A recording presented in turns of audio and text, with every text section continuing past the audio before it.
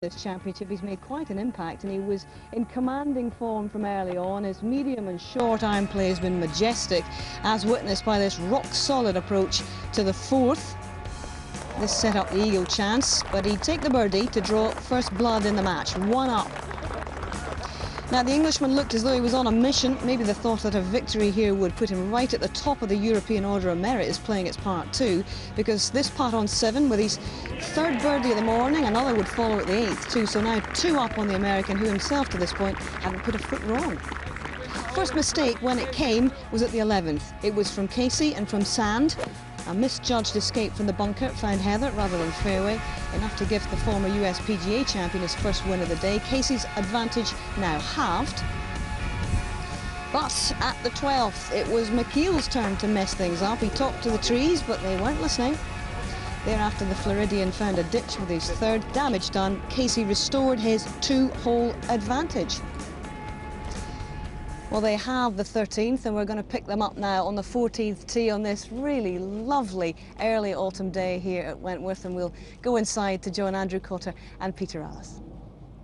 And it's a most beautiful day.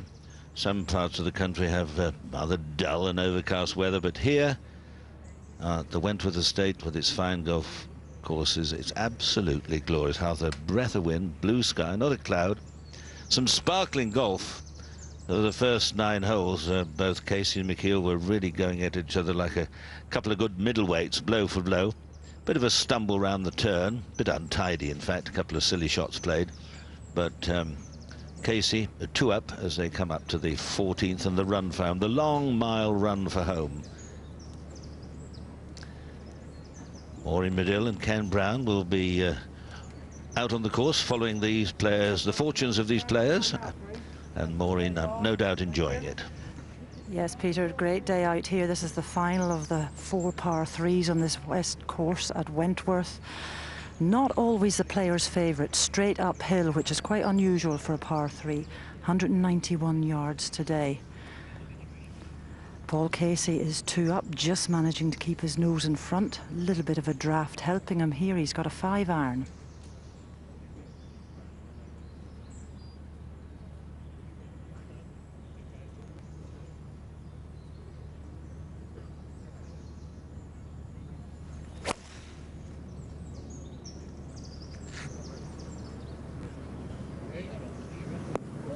And a bit powerful.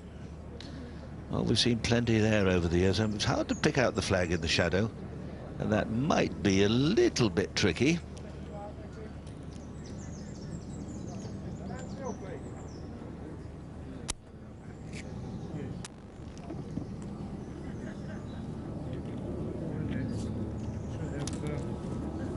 McKeel will be encouraged by that lack of applause from up at the green, the only way of telling. Good start. Certainly had the direction there, Andrew, but just maybe 6-7 yards too far.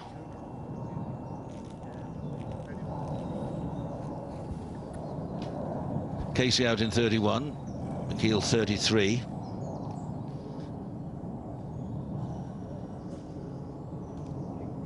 Now, flag pin positions that are clinging to the right-hand side of the green don't really favour Sean McKeel.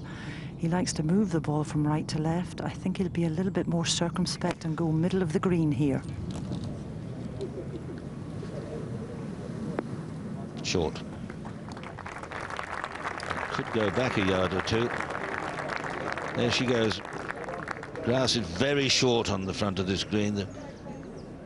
And it's stopped, not bad, but that'll be quite a long left to right putt up the slope for McKeel.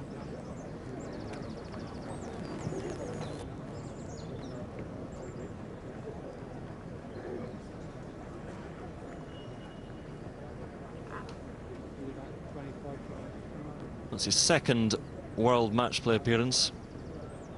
Sean McKeel. His first appearance in 2003 after that US PGA victory. Up to 77th in the world. We heard that he was down in the depths in the 200s. Struggled last year badly. Second behind Tiger Woods in the US PGA Championship last month. And then took his revenge in the first round here, beating Tiger 4-3. Luke Donald 4-2. He's seen off some very, very good players indeed, and Robert Carlson 2 up yesterday, neither player sparkling yesterday, but the win is a win into the final. A good chance of forcing his way into the World Championship field played at the Grove near Watford in 2 weeks' time. If he were to win today, his world ranking would be up high enough. All in all, a very pleasant week.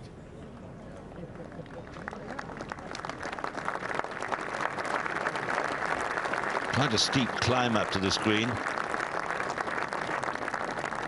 can see once the ball starts going backwards, there's nothing much to stop it.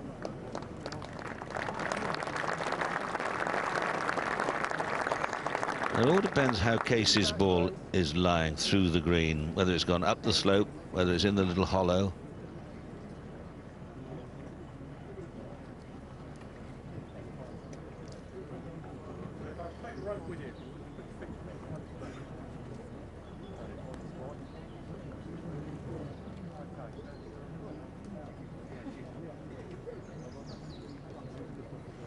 This is a tricky little shot Casey has here, because it's very fast.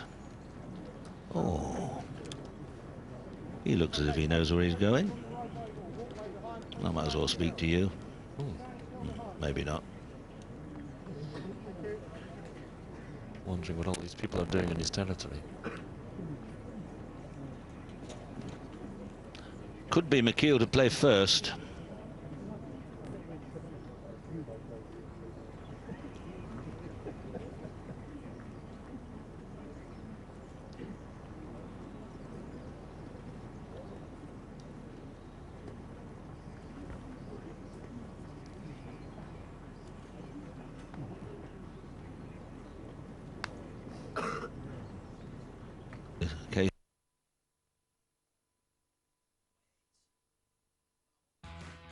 The list of champions is truly remarkable. You know, you're on down the list of all the great champions that ever really played the game. Have somehow managed to win this tournament. I mean, it's truly remarkable because you don't really see that except for maybe the major championships. But the list of champions is something to hold for. The flag's on 28 yards. We're about 30 yards from the hole.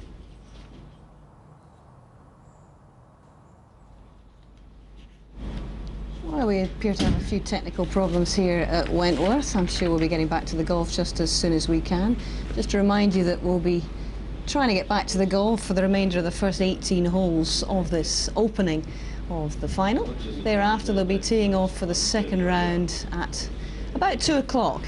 So plenty to look forward to all afternoon, and I believe that we can now establish communications with the golf course once again. Let's get straight back out there. Although on balance, I suppose they're about even, Stephen.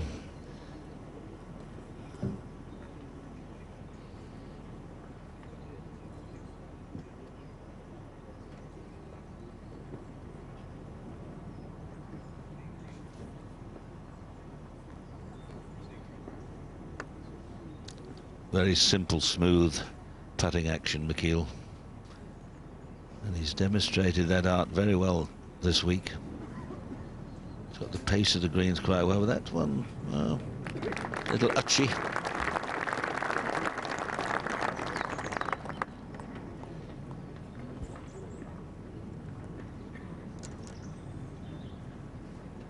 It's not a part of his game which is world renowned for Paul Casey, his short game. Over power courses with great driving, great irons. All top tour players, he does have a very good short game, but perhaps not up there with the very, very best. Now this is such a fiddly shot.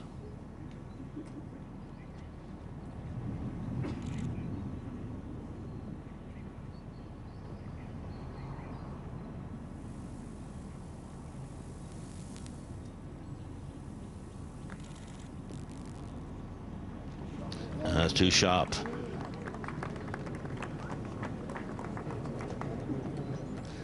Tricky one.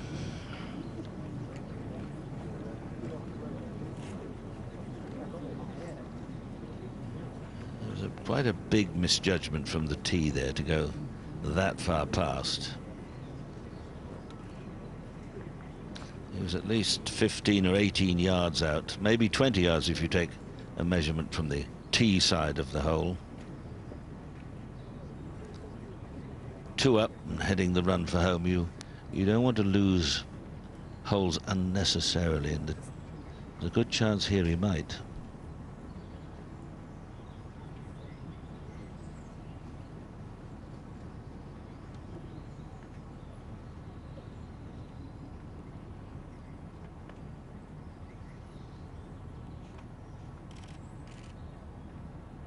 And when he putts well, he rattles these in.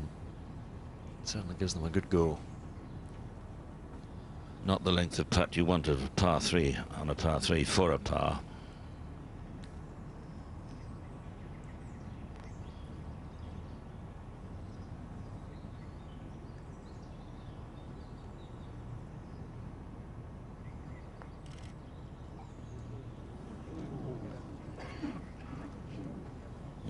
Untidy. Chance for McKeel to get one back. Such a contrast to the way he was playing the front nine, Casey. His irons were laser guided, his putter was hot.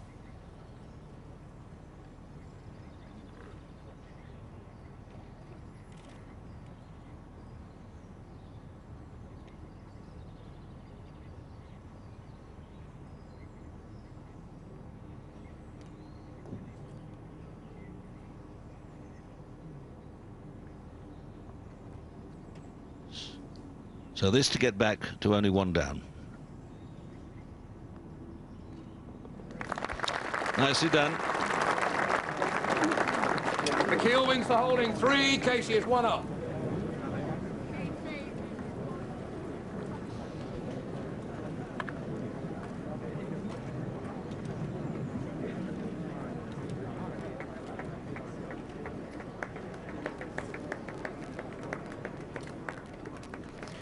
Well, I'm on the corner of the dog leg at the 15th.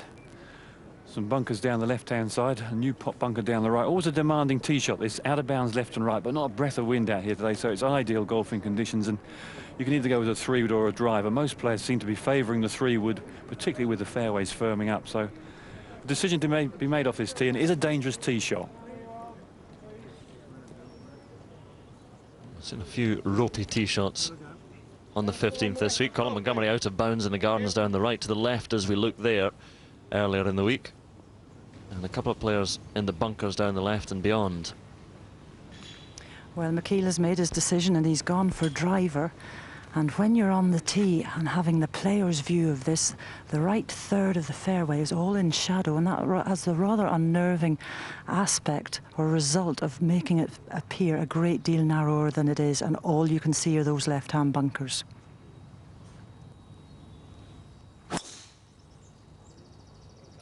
Trackman technology on the tee here. 168 mile per hour swipe.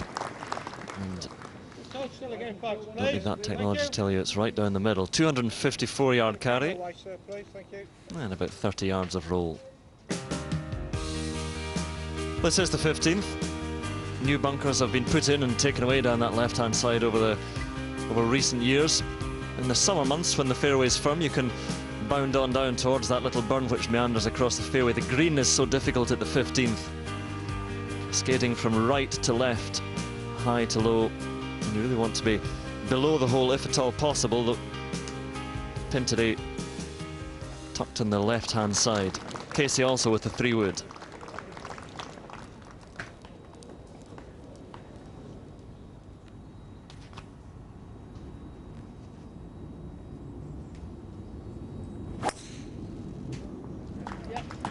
So McKeel of course went with the driver. Interesting comparison in distance here.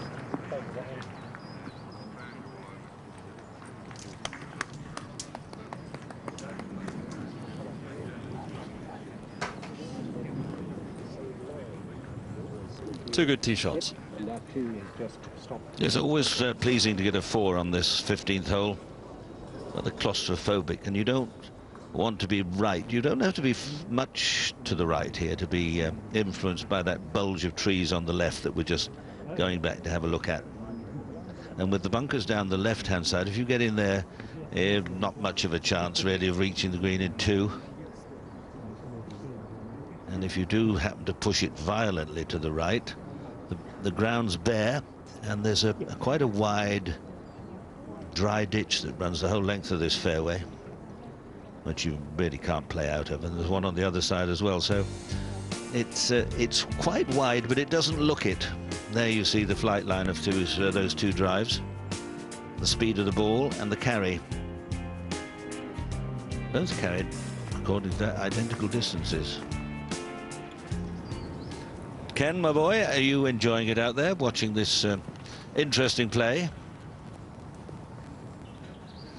Yeah, it's going to be very interesting. I think the closing stages of this match, both players been playing pretty well.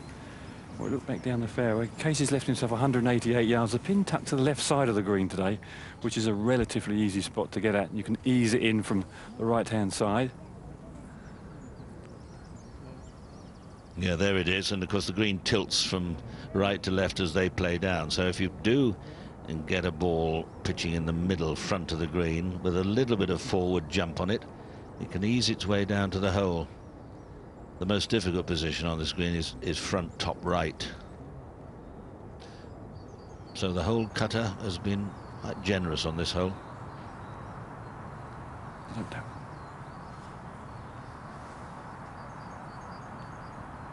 Not a breath of wind out here, perfect conditions.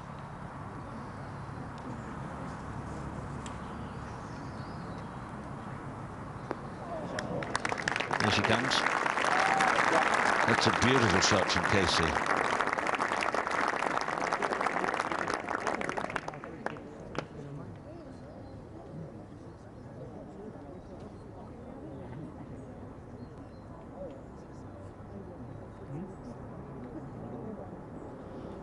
Will become the first player since Ernie Els in 1994 to win this event on his match play debut. Long list of players who've done that. Greg Norman in 1981 on his debut, Bill Rogers 79, Aoki 78, Hazell Irvine 74, Weiskopf 72.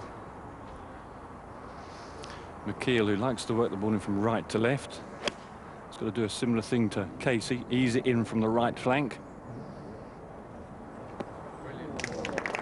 Very well done indeed. Below the hole, just didn't quite grip hard enough.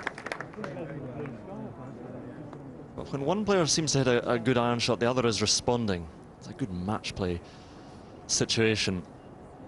As we were saying, they had a couple of messy holes around the 11th and 12th, but apart from that, sneaked in as the last man to qualify for this field. I think McKeel, whatever happens, McKeel should take away some very good thoughts from this this week's golf. He's a very good player. He's a little bit unorthodox, but if he continues to play his game and doesn't get too influenced by others or tries to make too many Herculean efforts to improve, I think he could go forward from here and realize how good a player he is, playing his own game.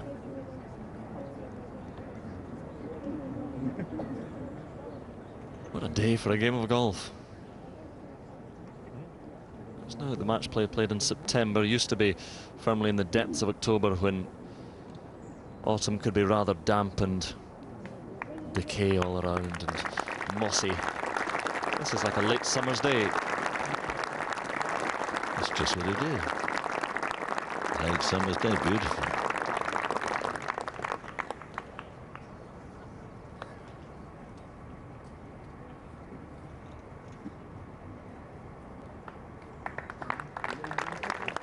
Global warning, or is it warming? Both. A global warning and warming. I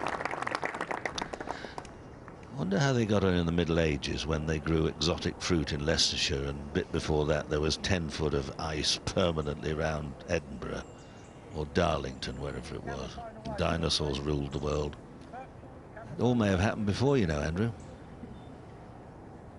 It's the 8th or 10th coming, this global warning. Well, who do you fancy here? They've both got McKeel's putts are left to right. I fancy his may be slightly more difficult. Oh no, maybe not from that angle. What do you think, Ken? Yeah, it's a bit of a big slope on this green as the players play the hole from right to left, so this is not the easiest of putts. They've got to die in the hole as well. It really does turn at the cup.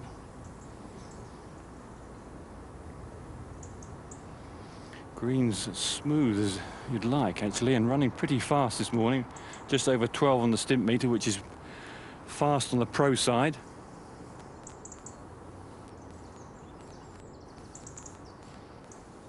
Interesting atmosphere. It's a sort of garden party atmosphere. Plenty of people out watching, shirt sleeves.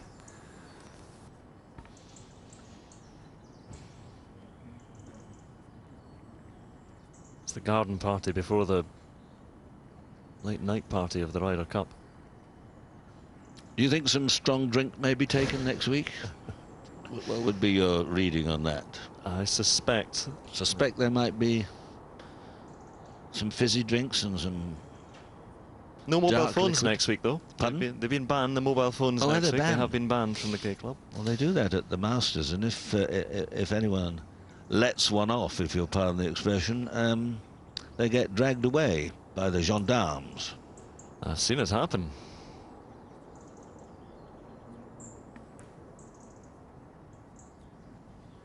This for a 3. Just up the left with a bit of pace.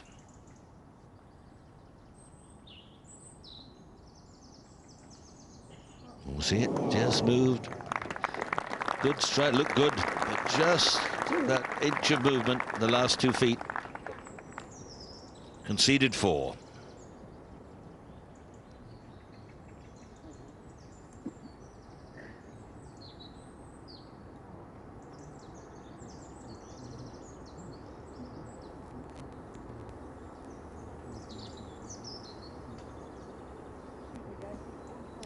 This putt's all about speed, Casey's, Ken, isn't it? Just getting the right line. But it's no good having the right line if the pace is too strong.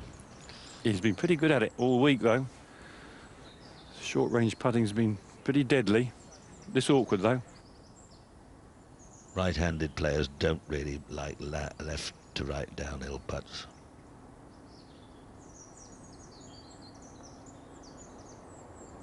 That slid away.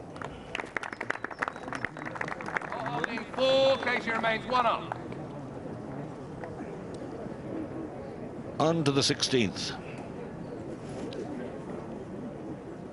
This 16th, you've heard us, you regulars, go on about this for years. The tee points left. It's not easy to line yourself up here. New bunker up on the right there, which has narrowed things down a bit. And from the fairway, you don't see an awful lot of the green. See sort of top half of the flag. Flag today well back. There it is, right at the very back. So sometimes it's difficult to make yourself hit the ball far enough up the green. And if you get it about midway and you've got too much spin on it, you can end up at the front.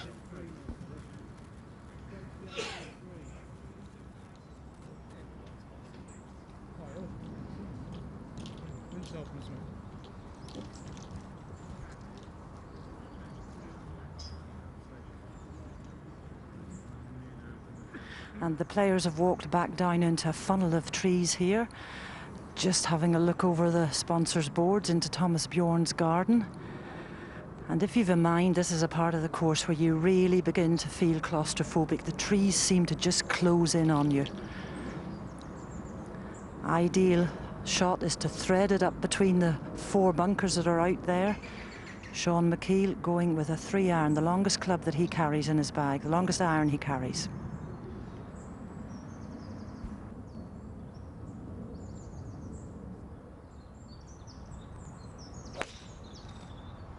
Struck it well. This hole has been kind to McKeel. Played it 5 times and had 3 threes. Whereas Casey's played it 3 times and only had 1 birdie 3. Casey now with a little bit more power than McKeel, just taking his 4-iron here. Always been in the driving seat this morning, but McKeel's done very, very well to stay so closely in touch.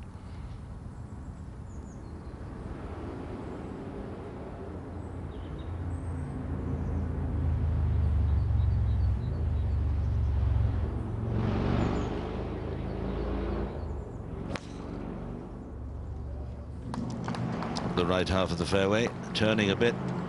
Oh no, that's clumsy. Clumsy, I'm afraid. And did exactly the same at the 11th. That was not very sensible tee shot. Well, here we are in our little bijou residence. Master Faldo's appeared, looking very fresh and... Good morning, Peter. Freshly shaved. That's me. And what about young Henry? Yes, well, a touch of the... you're Don't need to shave. You're one of the unlucky boys. A 5 o'clock permanent shadow. Now, Casey was too greedy at the 11th. He drove in the left-hand bunker there and tried to ping it out onto the green. It clattered into the bank and almost went into an unplayable line, played out backwards. So this is a bit risky. If he can get it, if he can get a club on it and miss the bank in front of him, he can reach the green. I don't think there's any doubt of that.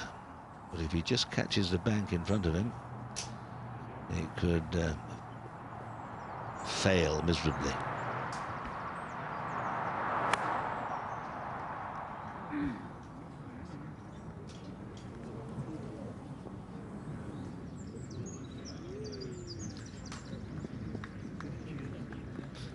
Just short of the green. That's not bad, about 6 feet.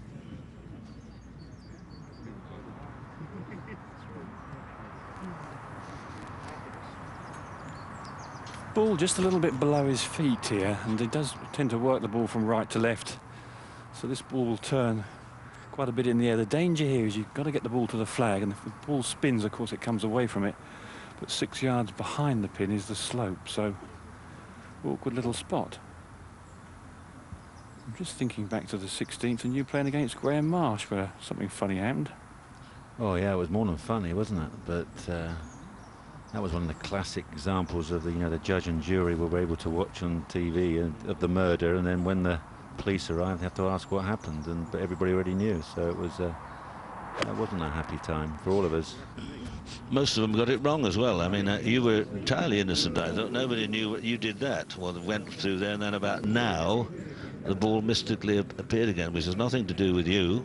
Exactly. You wouldn't have even seen where the ball went. But exactly, Peter. I was down in the left tree. He's wrapped it round there, and then when he walks the green, some idiot has thrown it back on the green. And when you ask the official, what happened, all he could deem that was the ball still in motion, and because people were saying it was kicked, thrown, nobody could make a decision. And then, of course, everybody could see on TV what had happened, and so finger was pointed at me.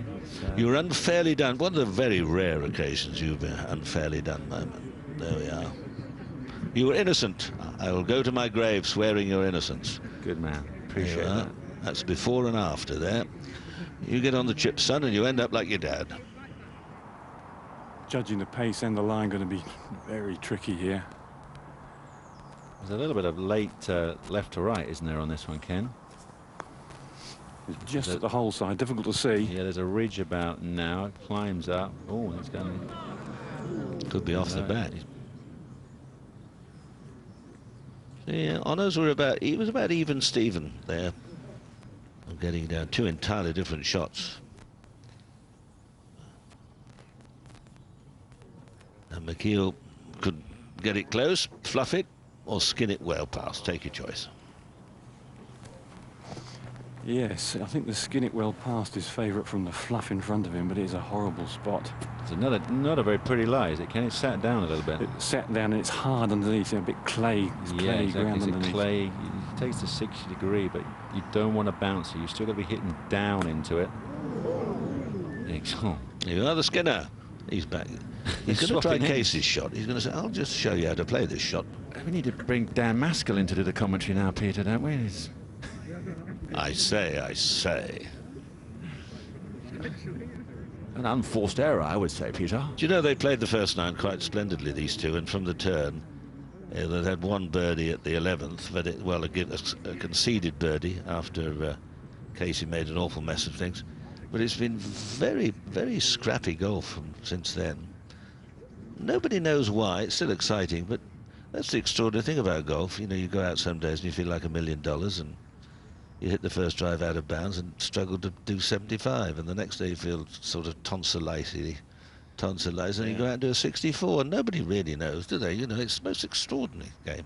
Well, today they already will be filling the $1 million field, Peter. You know, with £600,000, it's about $1 million difference. So that's a serious little wager for Sunday morning. You're out of date. They don't think about money now. They just think about trophies. Exactly. When Once it's a million, million, you definitely don't think of $1 million. Oh, you don't think of it? No.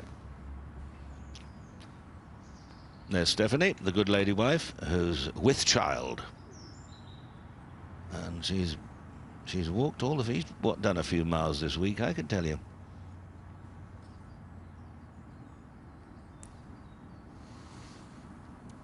A 5 here, and he may wriggle out with a half, despite having a poor second and a poor pitch. That's not as fast as Casey's, is it? No. No. See, I can judge the pace, you know. There's your big barrel there, Peter. Well, that was too big a barrel. That's more like one of those small watering systems they have small at cesspools, small clubs.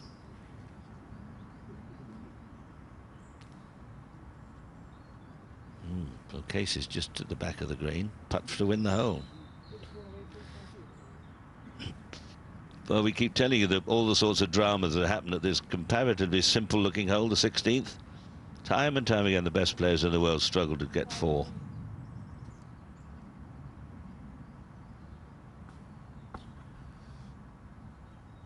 Did you get a chance to read this one, Ken, as you whizzed by? Yeah, it's always a tricky one. There isn't much in it. Just a little break at the whole side. Yeah, but which way? Which way?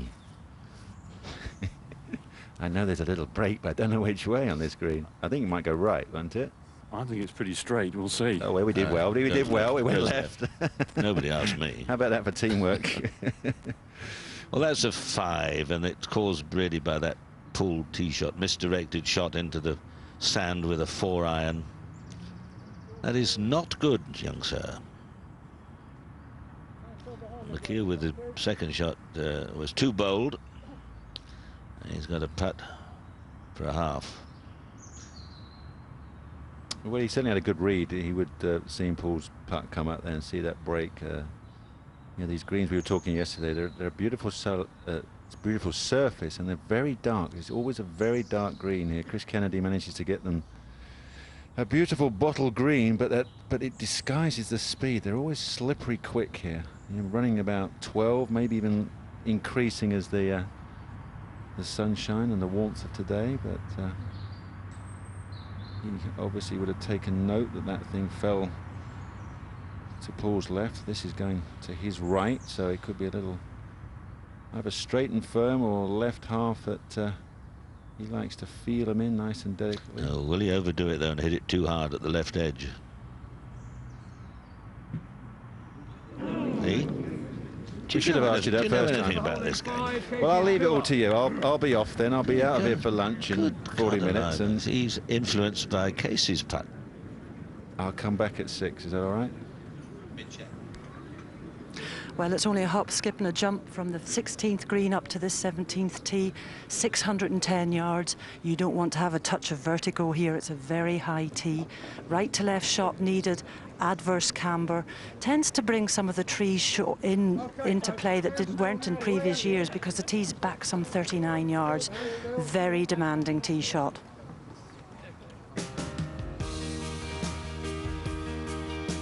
Here we go, the infamous 17th hole. As Maureen said, lengthened by only 40 yards, but he's still optimum drive is maybe bomb it down the left side and get a good bounce, and if you can release it to about there.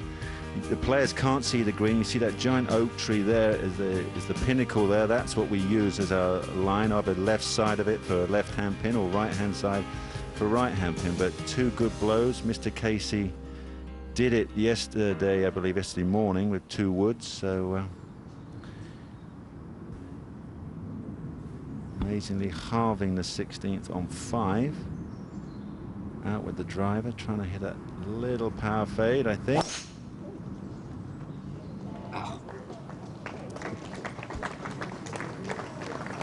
Yeah, that was a bonus for Casey, winning the 16th with a bogey. That is quite extraordinary. He's got a good drive away there.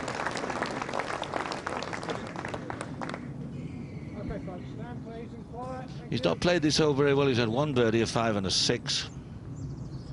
McKeel's had a couple of pars and 2 birdies. It's a very testing drive though now from this high tee. Not so bad today with no wind. I'm just wondering if, Nick, do you think this is a more difficult tee shot now it's been moved back? I mean, the trouble is slightly different, isn't it? I always found it very, you know, it may not be mooring because, you know, going back, the guy's free wheel with the driver, but before it was in between driver and 3 wood, and, you know, if you ever try to, you know, hang back on the driver, you usually pull it or push it. So, and he's pulled that one, and that means he will always got away with it. A lovely little bit of scuttle, I guess, on that ball. Still a long way back there, Nick, isn't he? Turned to left to hoik one around the corner. He'd be likely to get within 100, 120, 30 yards of the green. Yeah, if the trees are right in his face, then he'll have to play smart. The green is, sorry, the fairway is extremely narrow, which, again, as I said, you can't see. You've just got to hit a little banana hook round the corner and hope for the best.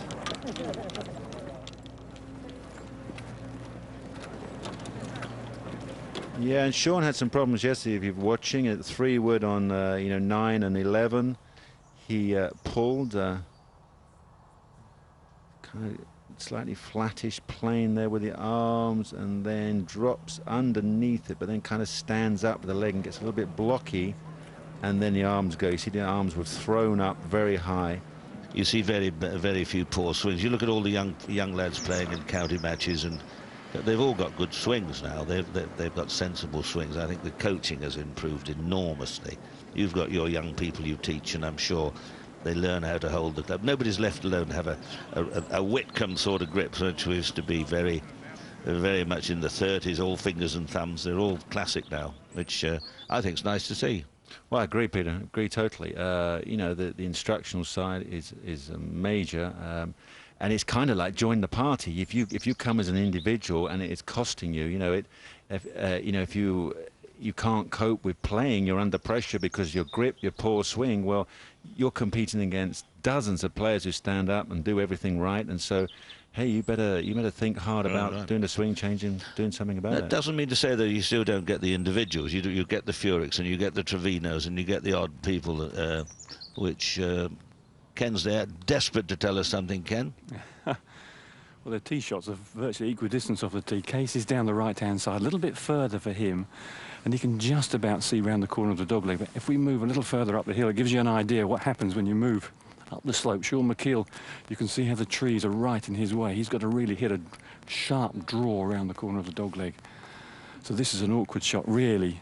He's just trying to nudge it into play round the corner. If you be any more gambly than that, you'll end up scattering it in the trees.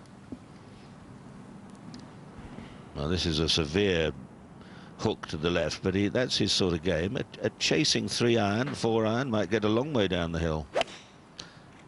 Plenty of turn on that. Now, it depends whether it catches the fairway. Now, yeah, caught in the rough. Now, he was 10, 15 yards too far left. If you just happen to get it right over the hill and you do catch the fairway, which snakes its way down, you can get 60 or 70 yards of run down the hill. Just let him go the way then. There you go. This is a couple of splendid high drawn 3 woods on this hole earlier in the week. Ball below the feet. And just trying to work it about 8-9 yards with the draw from right to left. It's a tough terrace shot. Standing a little closed. I'm surprised he's not taking a long iron. Me too. It's seriously close. Wow, he's going to hit a swoop again. Oh my goodness. Hope it hooks. That must have been a 4 wood or something. He'd get it out the toe and turn it round the corner, and he's done it beautifully. Fabulous. Over the ridge. There we go, hard to the green, and yeah, definitely will give him a serious advantage. That's a very tight pin in that front right corner, and that will be a tough up and down for Sean.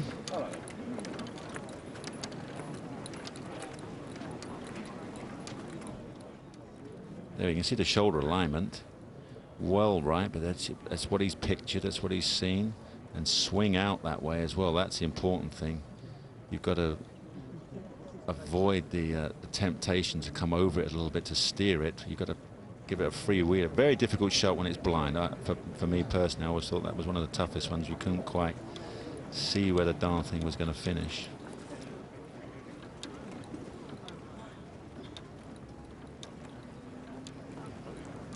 Casey's played the 16th, 17th and 18th only in the mornings. He's not gone past the 15th hole in these afternoon matches. I wonder if that's going to be a similar pattern today. He's got an obvious chance to possibly go 3 up here.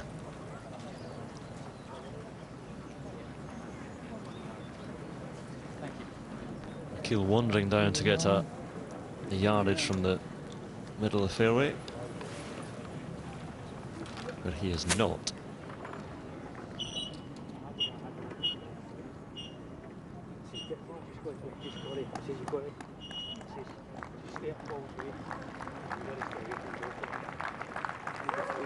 There's that big building site there just behind Sean McKeel.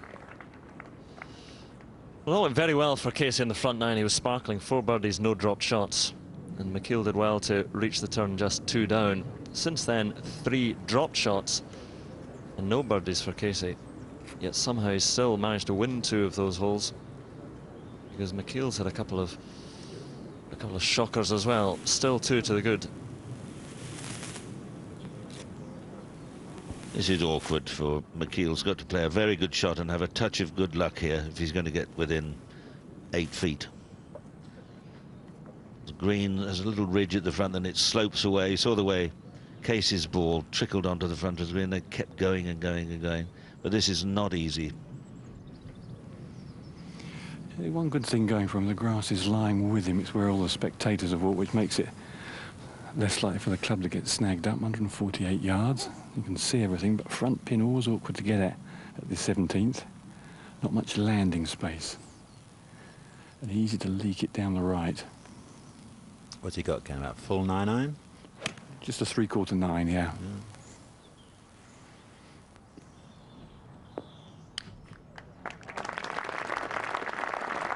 No, he's done pretty well. Stopped it very quickly.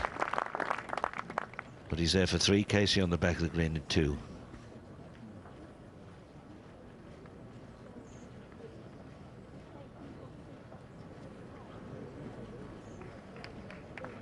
And the lovely black and white house is no more. Demolished and a new residence being created.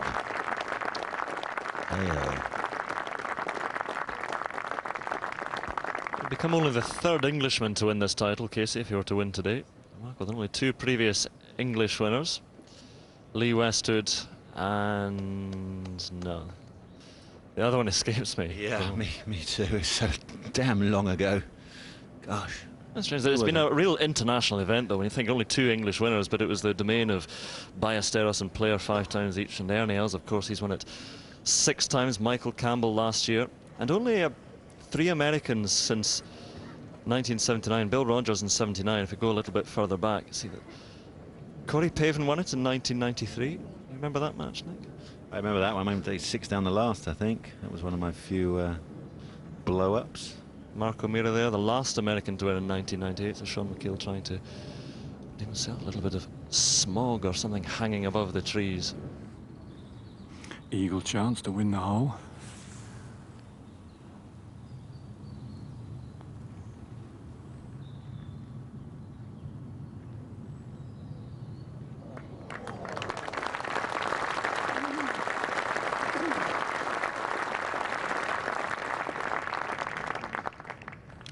This would be a good green to do that crown green bowling on, wasn't it? It's got a perfect crown in the middle of this 17th hole. Only been 2 English winners. That's what I'm saying, yeah. Westwood. The 3rd one you were desperately seeking doesn't exist. No, I was saying there have only been 2 previous ones, in case he was looking to become the 3rd. I thought you said there were 3. We had Welshman and Irishman, if you count O'Meara. As a Welshman. No, as Irishman. He's Irish. So, couple of Scots.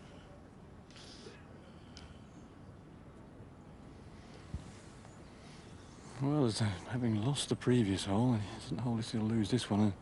This is extremely difficult to see the line of it. Sort of just wanders left and right. I think overall, if he hits it reasonably firmly, it's pretty straight. Maybe a little bit of left to right movement. That's the problem, Ken. Sometimes you look for fractions on the greens, and you're looking for a, literally left edge or half an inch, and you hit it, then the darn thing moves a foot, and completely sends your mind a guessing. Oh, that went the other way, Ken. So that's serious now. 3 down, and Mr. Casey will definitely have the advantage at 18 with his length. And the huge frustration for Sean McKeel is that Paul Casey has moved 3 up, yet he's only 2 over par for the back 9. Absolutely. Well, that's one of the joys and fears and wonders of match play. You only have to play the fella you're playing.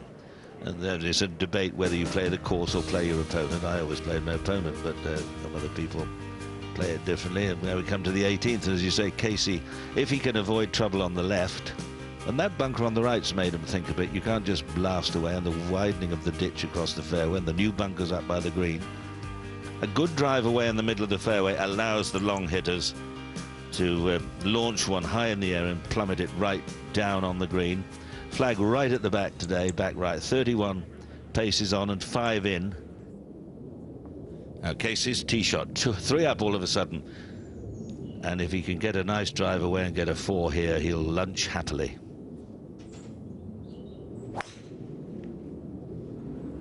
Could be left. No, it may be far enough. Yes, perfect. Eases towards the left-hand side, but that's fine.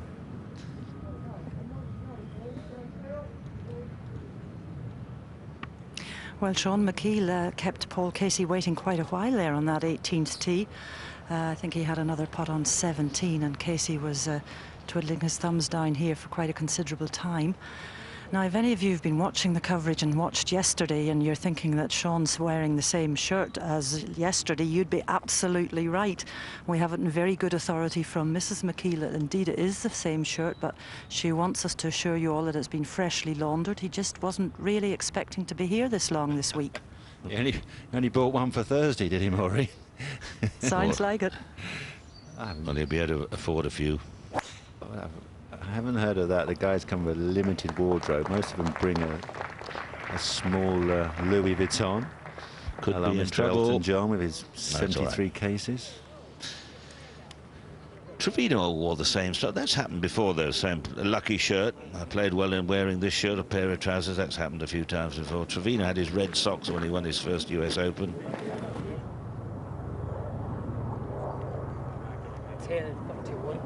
Yeah, it's into a bit of breeze. Oh, there's a breeze. Yeah. Only a touch, but it's there. Yeah, reaching in for the 3-wood. He had the caddy saying very slightly into the breeze as well, but Sean hits that little draw, so that right-hand trap you can just see in the corner of the screen. That's going to be his kind of order. He may even choose the HSBC side. The pin dead center Smart. on the right side. The green back there. 5 from the right. I don't think there's much back there. It's getting confirmation that the pin is back right.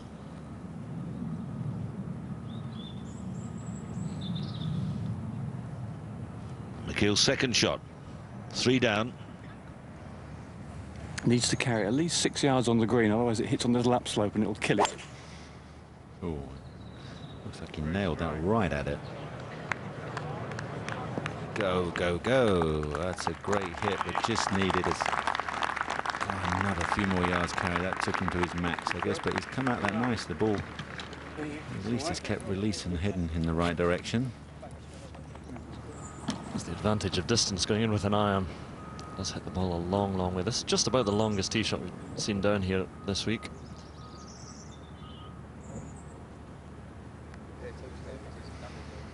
Yes, he can afford to fly it right the way to the back pin. 241 yards. So 231, Ken? 241, probably a 3 iron, do you think? 3, probably 4 for. Well, he's only trying to look to carry it, 210, 215. That'd be a 4 iron for Paul. Does that mean he likes it or he loves it? Yeah, beauty shots. Just what he needed to do to respond to, at worst, looks like he will go in with his 3 lead.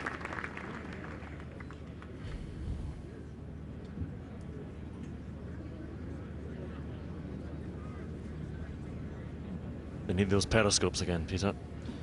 Yes, I don't know whatever happened to the periscopes. I thought they were a cracking idea back years ago for people of average height. There's one, there one.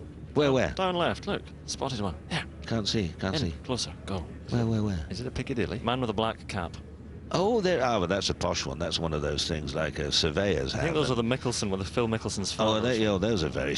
Those are like. That's more like a periscope. Those are wonderful things. These were only 2 bits of cardboard and a bit of mirror. They worked very well. They folded up.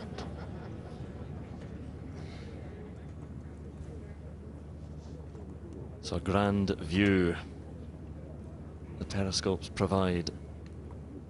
Quite a big green, this 18th, you know, isn't it? From 40-odd yards from front to back.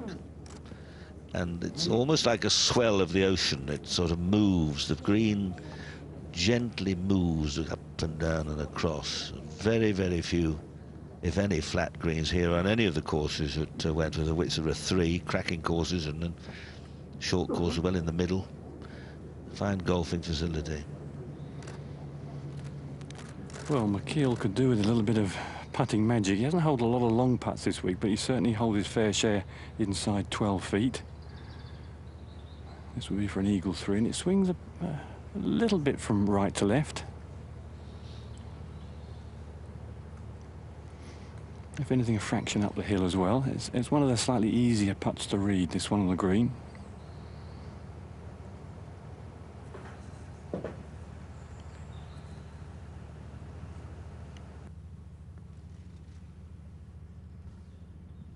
That's way low.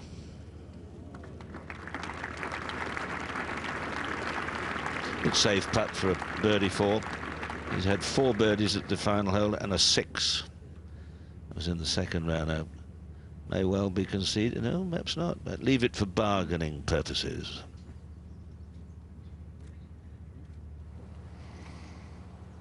Uphill, slow one. I think he's got a free run at this. I wouldn't be surprised if he's made a couple of eagles this week.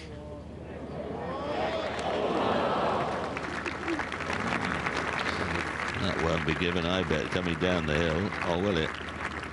No. Oh, you're well, that's kidding. Very generous. Oh, no, we can't have that. Well, as they say in football parlance, that was a game of 2 nines, wasn't it? Brilliant the first 9 and Scrappy the second. Casey goes into lunch 3 up. So both men off for a quick bite. Not, I suspect, the full Sunday roast, otherwise they'll be rolling onto the first tee in an hour's time. But the second 18-hole instalment begins at 2 o'clock, and we'll be back in very good time to see all of that unfold. In this match, it's Paul Casey, the Englishman, 3 up on Sean McKeel of America. We've got ourselves a kind of mini Ryder Cup. And Paul is attempting to become only the 3rd Englishman in 43 years of this great championship to win the title after Lee Westwood and this fella, twice a champion, Nick Faldo. And Nick, put yourself in the shoes of both Sean and Paul now and assess the way things stand at the halfway mark. Well, 3 up is not a lot in this game. 18 holes to go, so they're both under pressure in a different kind of way. You know, Paul knows if he goes out and plays the first 6 holes and wins 2 or 3 of them, he's looking very cosy. But he also knows if Sean comes back and takes a couple, gets back to 1, they're into a serious dogfight. So, you know, stamina does come into this, you know, mental stamina as well. You can lose concentration and it's over 36 holes, and without playing badly, you can just fritter away 4 up lead, and that's, you know, it's happened to all of us. So I think that's an important point right now. Well, the players are just the last few nervous moments before they tee off for their second round here. But they were very chatty this morning, Nick. A lot of good banter, apparently, between them. Yeah. Do you think it starts to get a little bit less so this afternoon? I wouldn't be talking to you for $1 million. I tell you what, I mean, I'm quite surprised. I remember the days of Seve and obviously playing Greg and some of the battles I've had over the years. You know, we didn't talk much. We took it far more seriously. I mean, I think, you know, yeah, it's a serious event. I hope the guys, you know, this is a serious afternoon. Can you imagine playing basically $1 million difference? You know, there's £1 million and £400,000. So, yeah, for a Sunday afternoon knock, that's a serious chunk of change. So I hope they get their heads down and produce some magic like they did in the front line. That's what we want. We want some real, you know, firing it backwards and forwards. It was Seve, I think, who said that he could walk on the tee and he could tell just by looking in an opponent's eyes if he was going to beat them or not. When you were in your pomp, was that the kind of... Very much, yeah. That was a very important part of any, I guess, any sports psychology, probably business psychology as well. You look at them square in the eyes, and if they can't handle it, then you think, you go, thank you very much, I'll take a little point of that. that. But if you're both the same and you both know each other, you're like this and you're going. So that's all part of the game. It's like who's going to flinch or who's going to blink first. And that's, you know, we had some good battles like that. And, you know, when you get out in the country as well and you're so many holes apart and then whatever situation happens, you've got to be Graham Marshall's a great one. Graham Marshall used to turn and look at you and go like this every time you hold apart. And that you used to go, oh, OK. And yeah, so there were some serious good campaigners out there. And as you look at it now, 3 holes is a lot to overturn, particularly for a man like Sean McKeel, who's found himself up in the majority of the matches going into the afternoon. Well, Paul has the upper hand with the length factor. You know, there's a lot of holes here where he's bombing it around these corners and he's got mid-irons into the green and Sean's further back hitting a lot longer club. But, you know, the golf course is still soft, still very playable. It's not mega difficult. It's actually a fantastic day to play golf. So, you know, that length factor it just makes it slightly tougher for Sean. If he's going to do it, he's got to really pull it off, and or Paul just cruises. We shall see how the nerve hangs on, because I think, you know, I remember the first time I won the $1 million in South Africa, which was moons ago, and I tell you what, you do think about it, something about that magic number. Yeah, well, you won £100,000. That was the first 100 grand check here in Europe, but these guys are playing for £1 million, as you say, and they're just about to get on with it now. George Hammond just making some announcements before they get underway. Paul Casey will be the first to tee off. He has the honour, of course, being 3 up. George Hammond making the introductions. Between Paul Casey of England and Sean McKeel of the United States. The state of the match is Paul Casey is 3 up and he has the honour. On the tee, please, Paul Casey.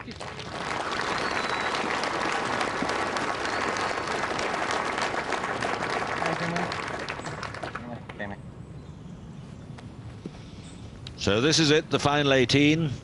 Casey, 3 up.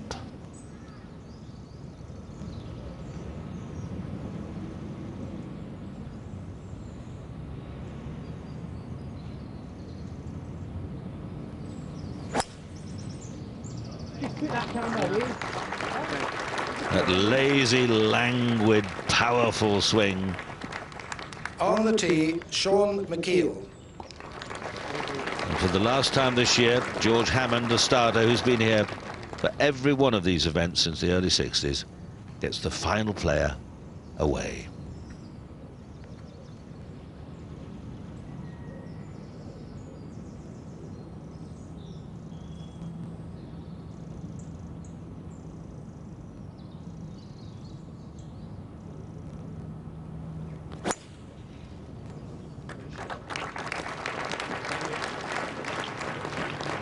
The referee for this match is John Paramore, and the match marshal is Graham Wallage. And ladies and gentlemen, please may I reiterate about mobile phones and cameras. Please, when you're following the match, please do not leave your mobile phone on, and please don't take flash photography. It really does upset the players. George Hammond making his final announcements, which everyone is interested in hearing. No mobile cameras, no mobile phones, cameras, etc., etc., etc. And away they go, including Mr. Faldo, down the first fairway. Interesting to look how they've played this opening hole. Casey's had 4 every time, which is a good par 4, and 1 3. McKeel's had 1 3 and 3 5s. So regards advantage as to who plays the best hole, Casey has the advantage. And here it is from this splendidly prepared back tee. A little bit of rough has been let grow there. New bunkers left and right, which has given it a better appearance. Down the hill, up to the other side. Used to be years ago par 5. It's I suppose an easy par 5. New bunker there. This is a good opening for in the second tee, just 10 or 12 yards beyond the green. That's the target. See the flag in the left corner, front middle left. And well, it'll be interesting to see how both players get away. Well, we're going to follow the guys down the first little walk. I'm letting Nick take the high side of the fairway because it's 2 strides to your 1 actually. All right. Down here. I'm going as slow as I can. These are fairways you know very well, Nick. 5 times in this final. What are the nerves doing as you tee off on the first tee for the second time? Well, it's great. I mean, you've got to have nerves. I mean, people get this funny image of, you know, being nervous is being negative. You have to have nerves. You have to have that great butterflies in your stomach. It's the apprehension, because that means everything's fired up. You're thinking well. Your juices are going. But as we were talking the other day, you know, but you also got to have the confidence, the self-belief. You know how to handle the situation. If you're nervous because you seriously haven't got the confidence of what's going on out there, you get very lost. But you've got to, once you feel comfortable and you know what you're doing, you just love this situation. Okay, Kenny Brown, what's the situation after the first tee shots? Well, they're striding down. Galloping away.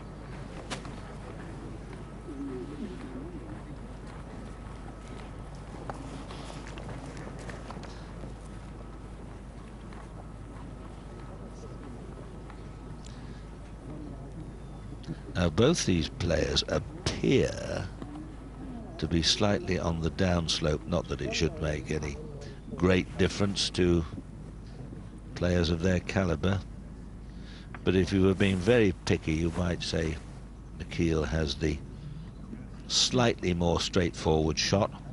It's very important from his point of view that he gets away to a good start.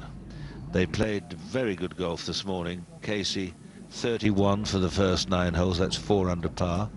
McKeel 33, 2 under, and then it all became a bit untidy. They were both home in approximately 38. It's a longer inward 9, but there was some untidy stuff. McKeel has a good view of the green and invited, but he really wants middle front will do it well, because the ball should tipple round left towards the hole.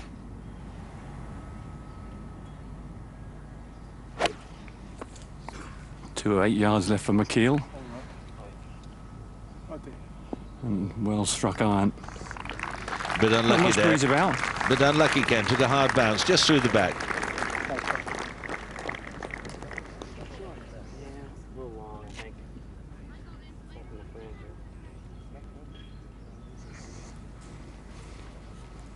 And a big tee shot from Paul Casey. Has just gone over the edge of the hill there. Didn't run into the rough, but the ball a long way below his feet. 183 yards. Been quite tight left, and ideally you want to be left of the flag for the uphill putt. You can hit it in the middle of the green here, about 20 feet right, leaves you a very fast putt.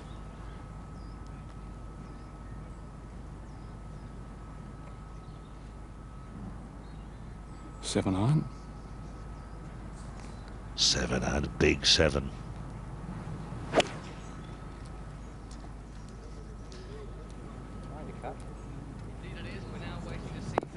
Good shot. See, that one too went forward 3 or 4 yards when one would have thought it would have stopped very quickly. So Casey 3 up. I wonder, Nick, in match play, if you ever had to invent a dislike of your partner in order to get you going. Not was there anything? with my reputation. No, they all dislike me. So. Is there anything that ever really niggled you about the behaviour of an opponent? Oh, sure. You used to get the odd guy. I know the odd guy. Won't mention any names. You know, used to walk off the green before I would putt. You know, did that to me. But damn, it worked. You know, he won the hole, and I think he clawed his way back. But you know, generally, it was. You know, it's fiercely competitive, as I said. You know, you're not going to get an inch from Seve. People like that, you wouldn't expect it, which is the great thing about this game. So, you know, it's... but coming here and play, it's rather nice to be wandering out on a beautiful day like this, and the old memories come flooding back. It's, you know, I had some great tussles with the guys, and I just love playing, you know, man to man. It's just the two of you.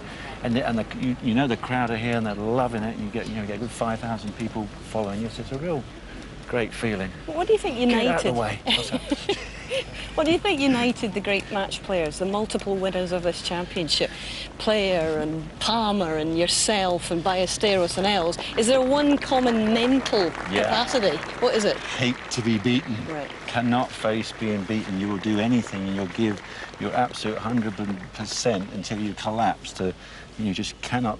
You just must not be beaten, and you have that ability to keep fighting whenever. You know, Seve would hit in the trees or whatever, and you just never want to give up a hole. You never give up on even one shot. I mean, I know it's match play, and people think, oh, you can just discard a hole, but you don't. You keep fighting on every single shot until it's over, till the guy's either beaten you or you've got your half or whatever. And I think that's the great bit, because it keeps your mental energy up, and that's an interesting thing when people talk of the difference between match play and stroke play. You know, you've got to have your mental energy. The great thing about match play is it keeps you in present time.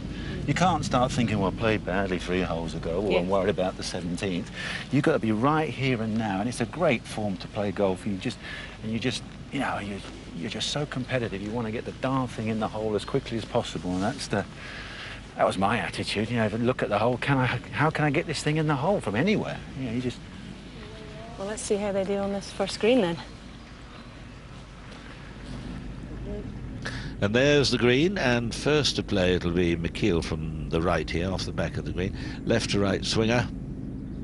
3 down. He's got to be careful here, because you can easily slip by 4 feet on the sort of low side, and if you overdo it, oh, he's chipping. I thought, oh, he's just in the longer grass, that's why.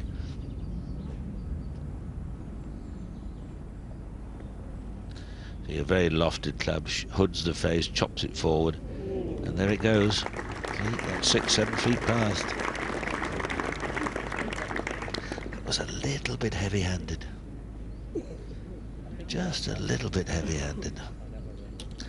Just the one match today. There used to be a playoff for the 3rd and 4th positions, and a difference in prize money. They did that for many years just to give more interest to the crowds and a little more television interest, but for whatever reason they've stopped doing that.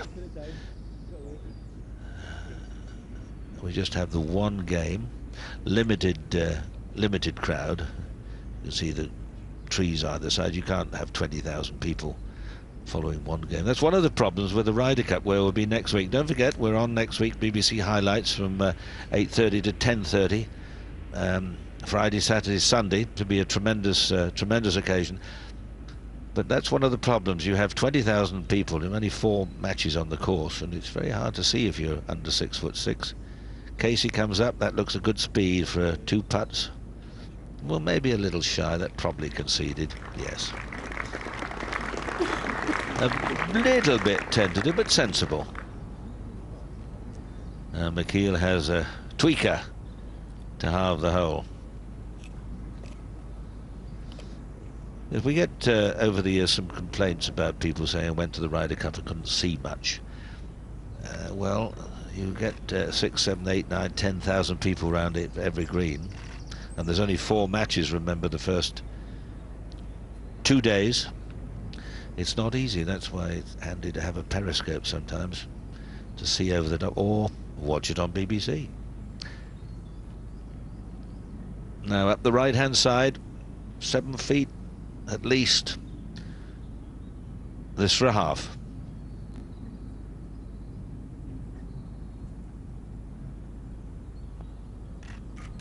That's a very good putt. Casey remains 3 up.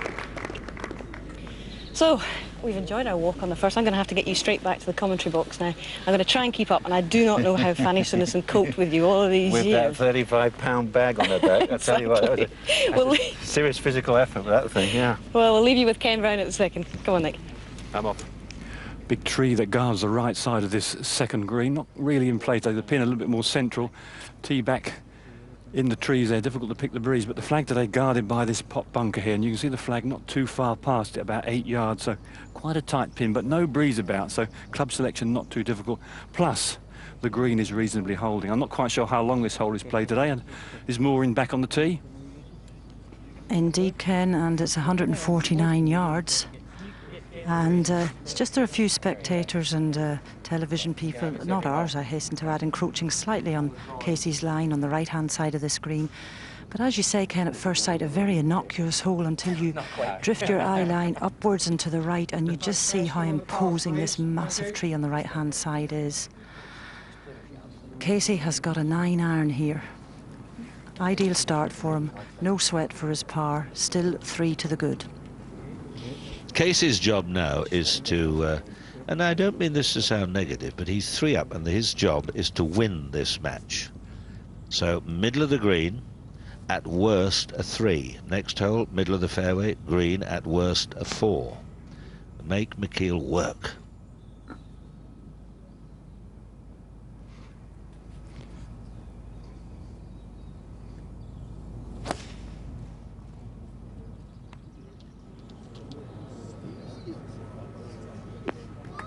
Ideal.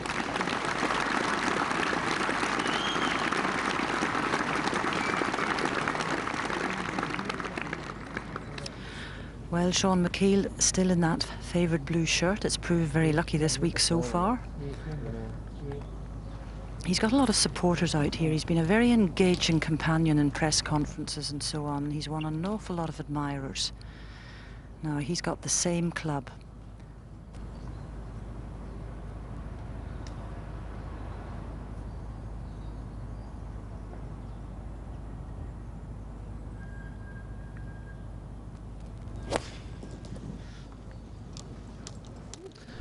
Did he get that a little heavy? No, he did not. That's an excellent shot.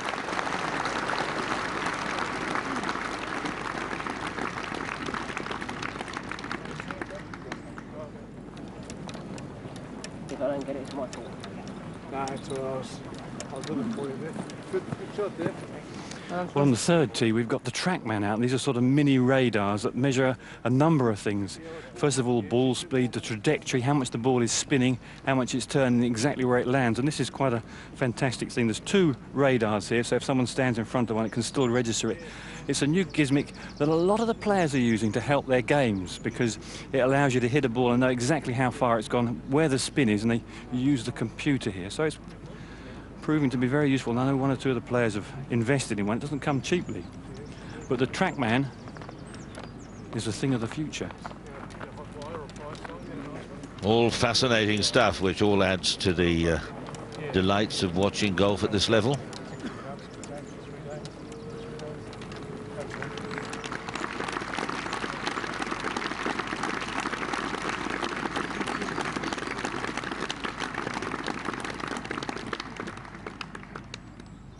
Well, 2 excellent tee shots. Nick Felder's joined us back in the box. He'll be with us, and he's just settling in, making himself comfy.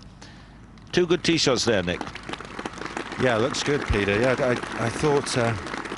What did you think of the walking and talking there, Peter? That was. I enjoyed it. Is that all right? It looked a bit like Little and Large, but I liked the view of Hazell from the rear better than you. But apart from that, I thought it was very sweet. Well, I enjoyed gazing into her eyes when I said, "You look into my eyes, and did they flinch?" She didn't even flinch. So she was looking right into the sun.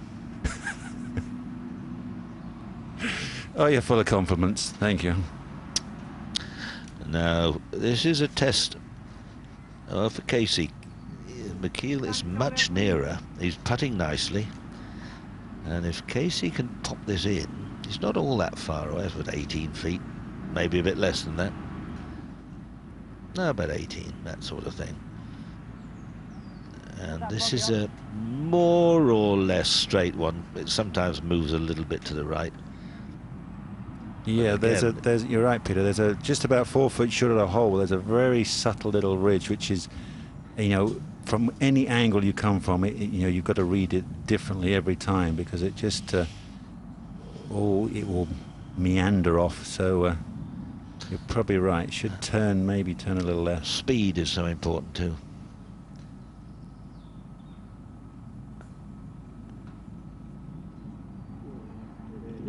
Looks good. Oh, tripled in from that is a very, very fine putt from Casey. And the boys up in the trees, vantage position, hanging from the branches. And And I wonder, we saw it at the 16th this morning. I think McKeel was influenced by Casey's putt from the other side. You look sometimes and you see too many things. And he will have seen that ball just fell in because the weight of the putt was perfect.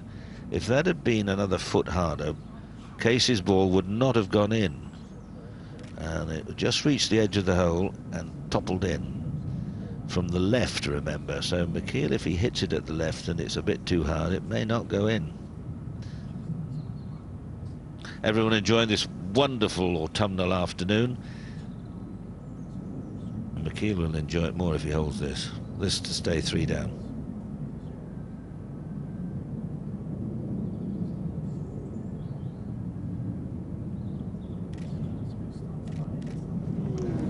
There you are, you see. Just eased away to the right. Casey wins the holding 2, Casey is 4 up. That is an ideal start for Casey. Now the next job he has to do, and this is all, even though he's a very experienced player, young man, you learn how to play. His job is to hit the fairway, 260 yards minimum up the next on the fairway. Pressure back on McKeel. Yeah, here's the 3rd hole with a couple of new bunkers here on the right-hand side. But they did push the fairway out a little bit to the left, which obviously gives them a fair bit more room, and then it goes uphill, good, you know, 3 or 4 paces uphill, and this 2-tier green, which has been and this morning, this is the guys, this is exactly what they did. This is this high-tech stuff gives us the exact spin rate and launch angles of the golf balls, and there we go, you got the club, that's actual ball speed when it leaves the club face. But some of the guys using 3 woods quite a lot, which kind of throws things. But there we go, pin up in that back right-hand corner, 2 tiers rather on the green, and mooring it. So what a delightful day, and it's hot out there. It is indeed, and I would say that Sean McKeel is feeling the heat because Paul Casey looks as if he's in danger of becoming a bit of a runaway train. He's facing this phalanx of 4 bunkers up the right-hand side. They are not carryable now. They've stretched them out. It would take a massive blow of 320 uphill to clear them. He wants to aim a little bit left and just keep it on the left half of the fairway. God, he can read your mind. He's done it. He was certainly aiming left, but it started right. Oh, I think he's tweaked that. That's a horrid shot. Wow, that was bombing in there. That was a... That's what he does. Came right shoulder over. It may have hit the trees and dropped down.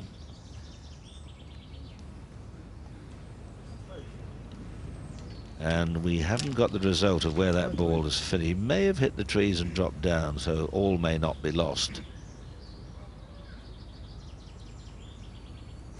It's helter-skeltered across the path, and big crowds around it now, so a long way in the left-hand trees.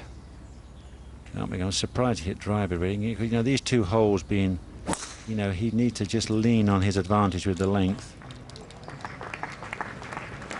Sean is always flirting, he's flirting. That's up the face too. Yeah, that's going to be a layup. Well, that's again, that's poor because he's given the advantage. His opponent has hit it in the trees. Real priority to hit the fairway, and he doesn't do it. So he will be quietly kicking himself inside. Well, it's given Casey an opportunity, if this is the way it works out, of halving the hole in 5. Casey in the trees will undoubtedly have to chip out if he can hit it without a penalty stroke involved. The way McKeel's ball went into the sand, I don't think there's any way he can reach the green, so it's odds on he will take 5. Fascination of the game, another fascination of match play. Yeah, Peter, they were commenting that the guys were quite chatty this morning, and they're all very friendly with each other these days, don't you think? Well, I suppose they're all comfortable. They're not fighting to make a living like you and I used to. Me more than you, maybe, but it's just the way it is. Sereno was like that. He was nervous energy, chatter, chatter, chatter. He had the ability to switch off when concentration was needed. Ken Brown in the bushes. What's it like there, Ken? I am in the bushes. I'm in the scrubby oaks as well, and have a look at Paul Casey's ball. It's sort of settled down in some rather nasty spots in the brambles there, and there's just a a wall of mirror of trees in front of him, so he's only got the option. If we look round here, you can see he can chip out sideways probably. That's his only option. There's no way he can go towards the pin. If we wander across here, we're going to see what's happened to Sean McKeel's tee shot. It's just trickled into the bunker. Ken, it's possible, if Casey can get it out, it's possible that he can, well, he could still get a 4, of course, if he could get it out to the fairway, but possibility of a 5. It's not going to be easy to do that, because he's got some scrubby rough to come over, and the grass is sloping away from him as well, the fairway, so it's not an easy spot. It looked as if McKeel's ball had gone well into the bunker. Just going to have a look and see where this ball has ultimately come to. It's not going to be very friendly. Yes, it's touch and go. He's not lying very well. You can just see it settle down in its little run where it's come in, so that's going to be tough. Here come the boys. So that's a tricky spot. The lip, he can probably get a 6-iron at it, but that's only going to get him on the front edge of the green. So both in awkward spots. Shane McKeel missed the fairway. Yes, that was not good after Casey hit one wildly into the trees. Well, there you get a good view. Can he get it out? There's one lone tree in his way, and there's all sorts of vines and brambles around the ball. He's going to be sharp enough to get it out. Missed that one tree ahead of him. What he needs to think about, Peter, is that rough. You know, like going the other way. Yep. Yeah, but what you get so caught up in what you've got to do, you forget those little bits of rough, and then you chip it into that, and then you really don't. You know, you haven't got yourself cleanly out. So, yeah, it's always when you got to get it out, make sure you pay full attention to it. So many players hit it long and hit it across the other side of the fairway, just kind of half in anger, chipping it out. So get it back into play and then get a good yardage and on for 3. Get that's your the third big in thing. close. That's plan A right now for both of them. Yeah, it's not that easy to get on the fairway. It's a little too late to get snagged up. Bunker on the other side of the fairway. And he's done well. Shut the face and just squirted it on the ground. That's a good result, Ken.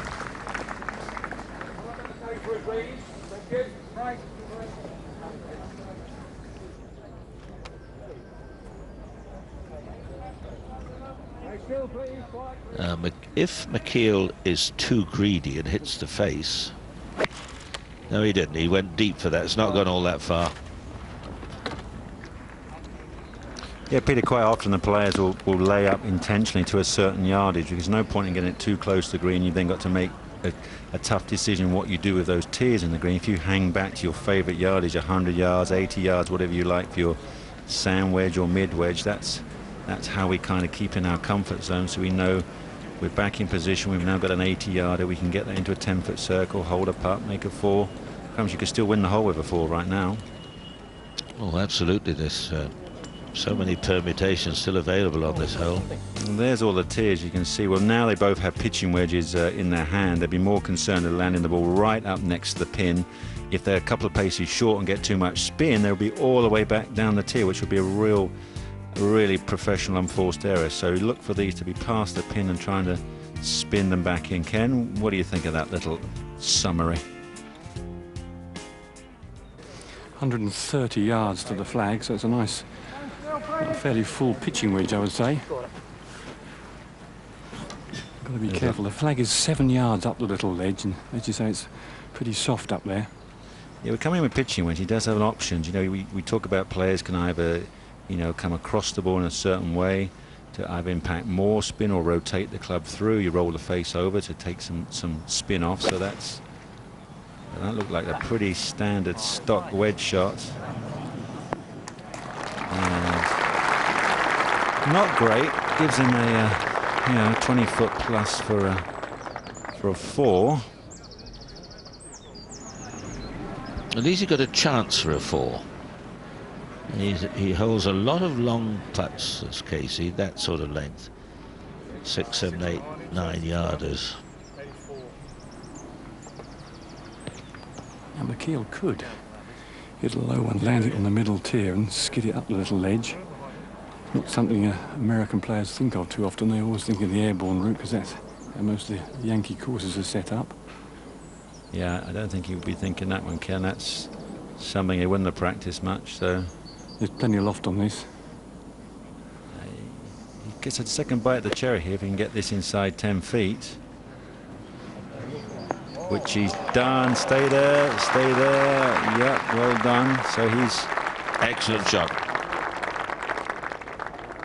There's Paul's there. Good 22 feet, something like that. And Sean about a 12-footer. So...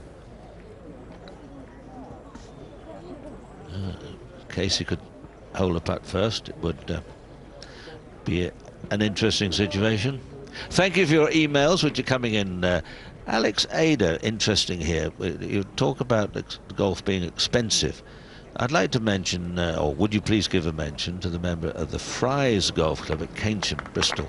It's £40 a year to play, and that's it. You get access to Cadbury's Chocolate Factory shop, where they practically give the stuff away, and on several holes, when the wind's in the right direction, the aroma of chocolate from the factory wafts across the fairways, making even the worst shot pleasurable. Golf, chocolate, £40 a year. Who said golf was an expensive hobby? Oh, by God, old Willy Wonka, where are you now, son? Yeah, it sounds good to me. That's you, Ken. That's you down the furrow. You're Willy Wonka.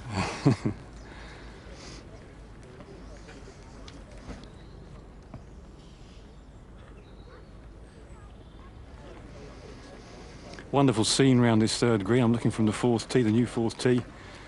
Big crowd, sun shines out, a little bit autumny looking scene. It's been a fantastic championship, first played in '64. It's a bit special, Nick, isn't it?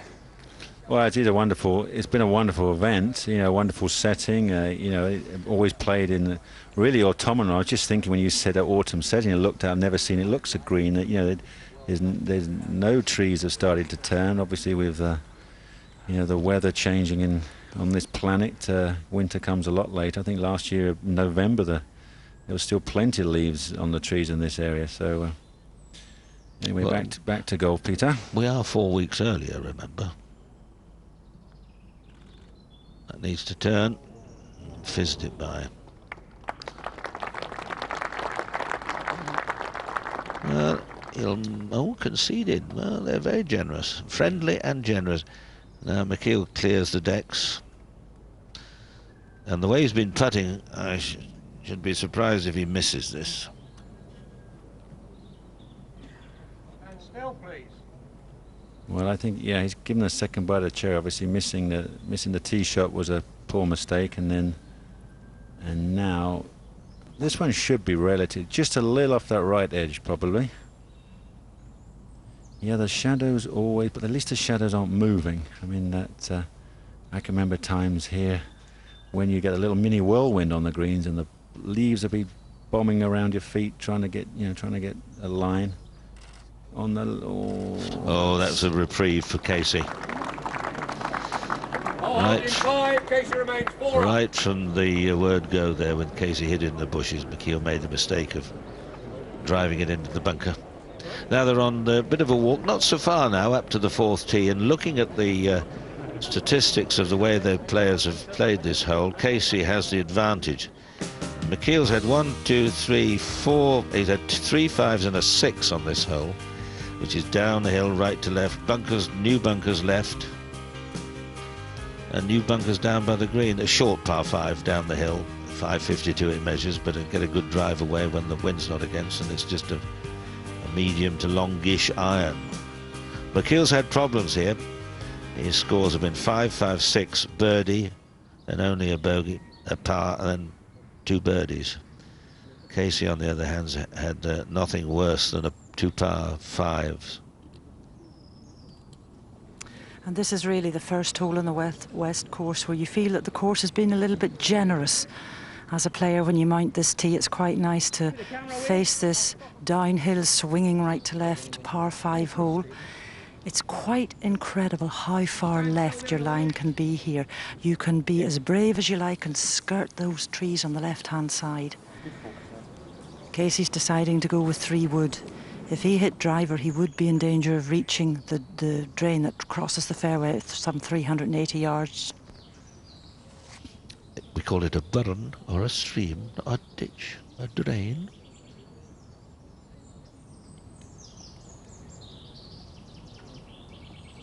Find the fairway, for goodness sake, young Casey. Oh, no, is he anxious?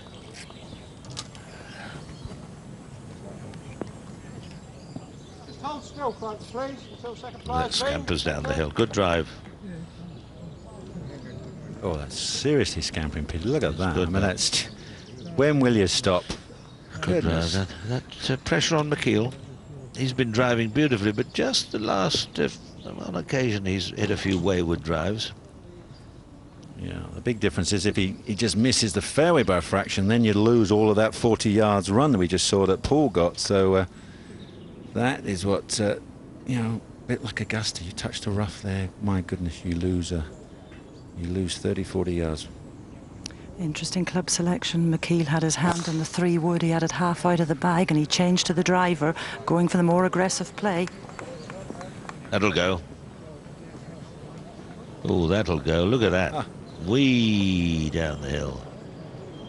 Big drive, almost on the flat. That's 30 or 40 yards past Casey. Well, that's a wonderful little slope there, Peter. In fact, in the winters, I've often brought my kids down there and done a bit of tobogganing down that one. So, and then you end up in the ditch, which is always good fun.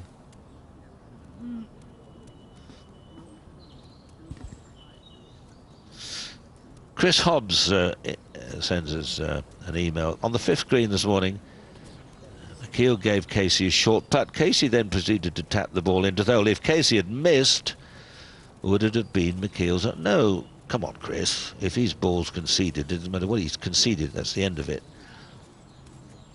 Casey could have stuck it in his ear and it wouldn't have made any difference. So once a putt is conceded, that's like Chris Tarrant saying final answer. If it's your final answer, it's your final answer. If your putt's conceded, it's conceded, and that's it.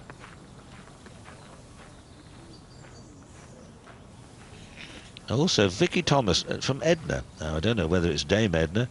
Vicky Thomas, who wonderful Welsh player, won 6 times Curtis Cup. Won the weekend's Senior Irish Ladies Woodbrook. Oh, Woodbrook. Happy memories for me at Woodbrook.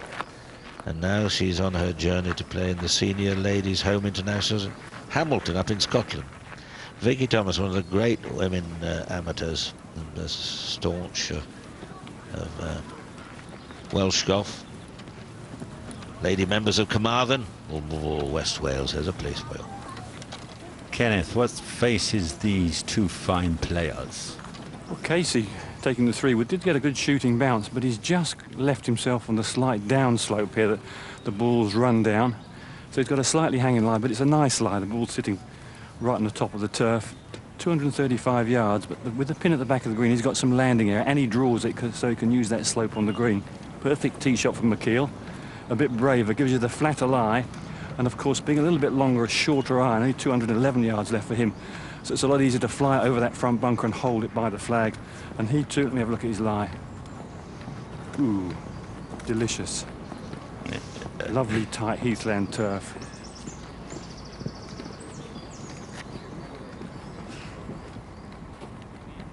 There's Mr. Paramore, John Paramore, the referee, in the middle, keeping the blue corner and the red corner apart. Make sure there's no bodily blows. Sturdy figure, isn't he? He's great for the old tug-of-war team, wouldn't he? The anchorman, you think, sweating up in the paddock. He walks about 78 miles a day. He ought to be about 8 stone.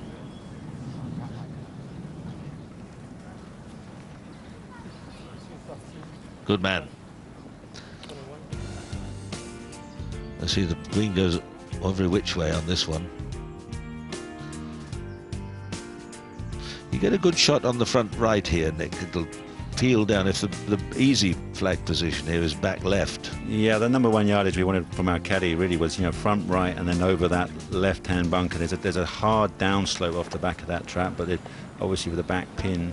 And in fact, sometimes a good ploy would be to even try and miss if you're thinking of missing, not a professional miss, guarding or airing to a side, even going down the left-hand side of the green to avoid the slope, because if you hit it outright, especially if we were playing on a day when it's very blustery, you could hit it up in the air and the wind would hit it and the ball would end up anywhere. So today, not even a breath of wind.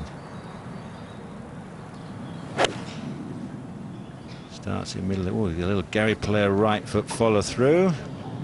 Turns it in and gets the kick. Oh, it's going to be in the hole. Sit down. Hang on. I suspect he hit that a fraction fat. That's why that one ran a little bit. And that's why he had the kind of the walk through, follow through. So he didn't get all of it. Didn't get all the reward he was hoping for.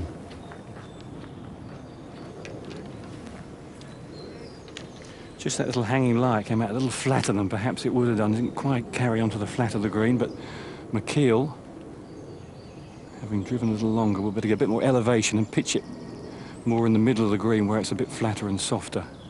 What clubs you got, Ken? Six iron. 6 iron, 211 you said, did you? Landed front edge, which is about, what, 190? Oh, that's another... Oh, that's a serious unforced error of a club like that. Well, if that missed everyone, Nick, that could be, well, the way they're scampering into the shade. The spectators have been lucky. McKeel unlucky. It missed everybody. Could have landed a bit soft. And that's squitted off there into the shade.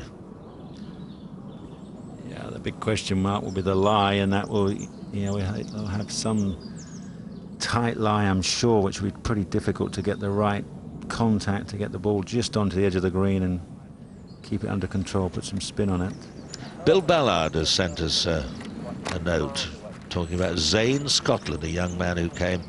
He came good a few years ago. I can't remember which Open. It might have been Carnoustie. But he started his golf at Cobtree Manor Park near Maidstone.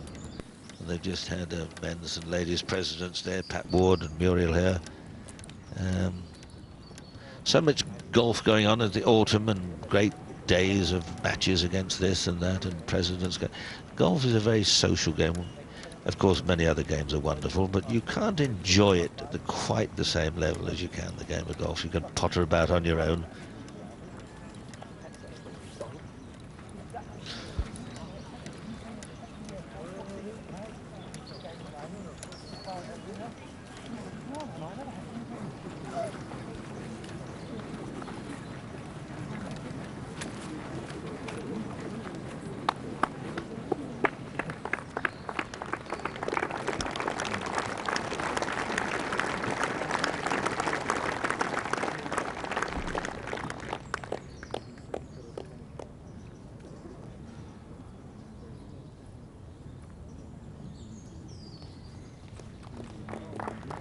Sure, McKeel wandering in very slowly.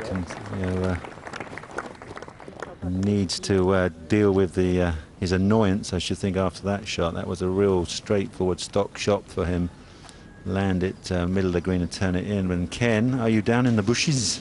I've had a look in the scrubby area, and horrible spot. He's finishing a little cuppy lie. Some of that straggly grass behind the ball and lying a bit thin. So did he have two options? Could he get the old 60 degree and lob it onto the green, or has he got to try and land it in that bank and just bobble it over? I think he's going to have to bobble it up the bank. Yeah, that makes it very difficult. He's now got that thick rough which he's just walking through. So he's going to look. Yes, he's looking right there into that little upslope. So he may have to play something, you know, off his back foot, run off his right toe, take a wedge or something like that, de-loft it, and sort of power it into the bank, and then try and get. You've got to get the right hop. He's got to hit the bank, then you've got to get one bounce still in the bank, and then hop over. Any more or any less, it won't work. So he's again under you know, now at 4 down. He's under serious pressure to get this up and down with. And especially from the lies in Nick, he's got to hit it off the back foot and jab it forward. And as you say, there's a real element of good fortune here to get this anywhere near inside 15 feet, and he'll be quite happy, I think. Better than that.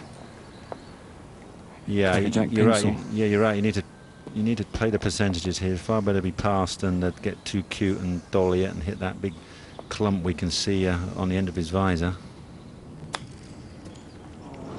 There we go. Didn't work. Yep. Well, he had virtually no chance of getting through that thick stuff. Yeah, that bank's very steep, very soft. He didn't have a lot of options, and well, the great thing about Matchplay is regroup and start thinking of chipping it in, because you might need that for a half.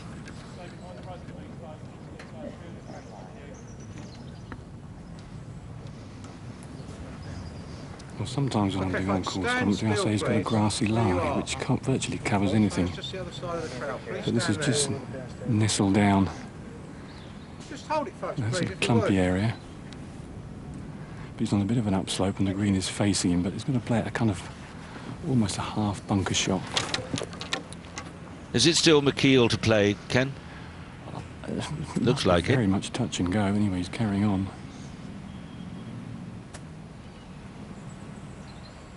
Fourth shot.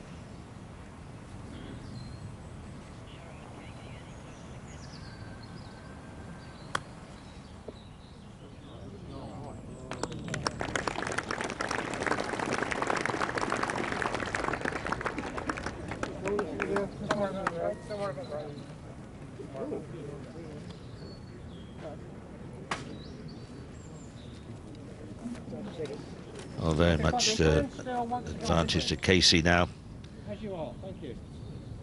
Slightly uphill, a bit left to right. This really is the simplest of little chip shots. You should get this within 3 feet, 4 feet, absolute maximum 4 feet away.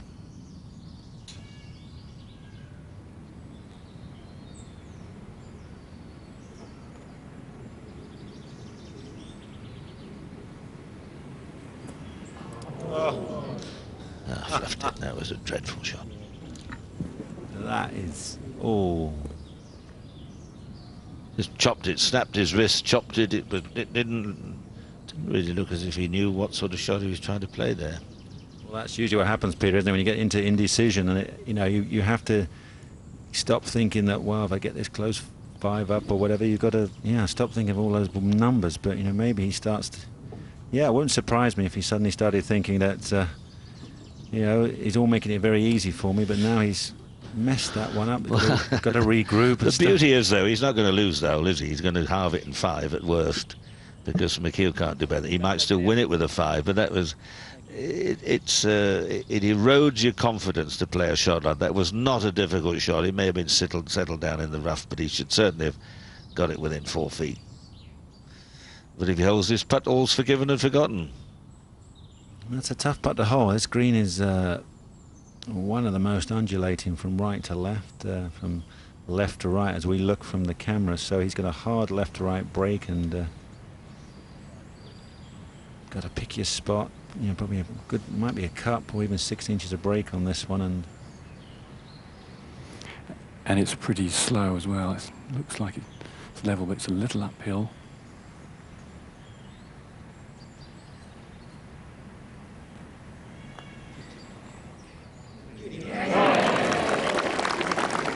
Well, the fine putt covers the multitude of sins. All is forgiven.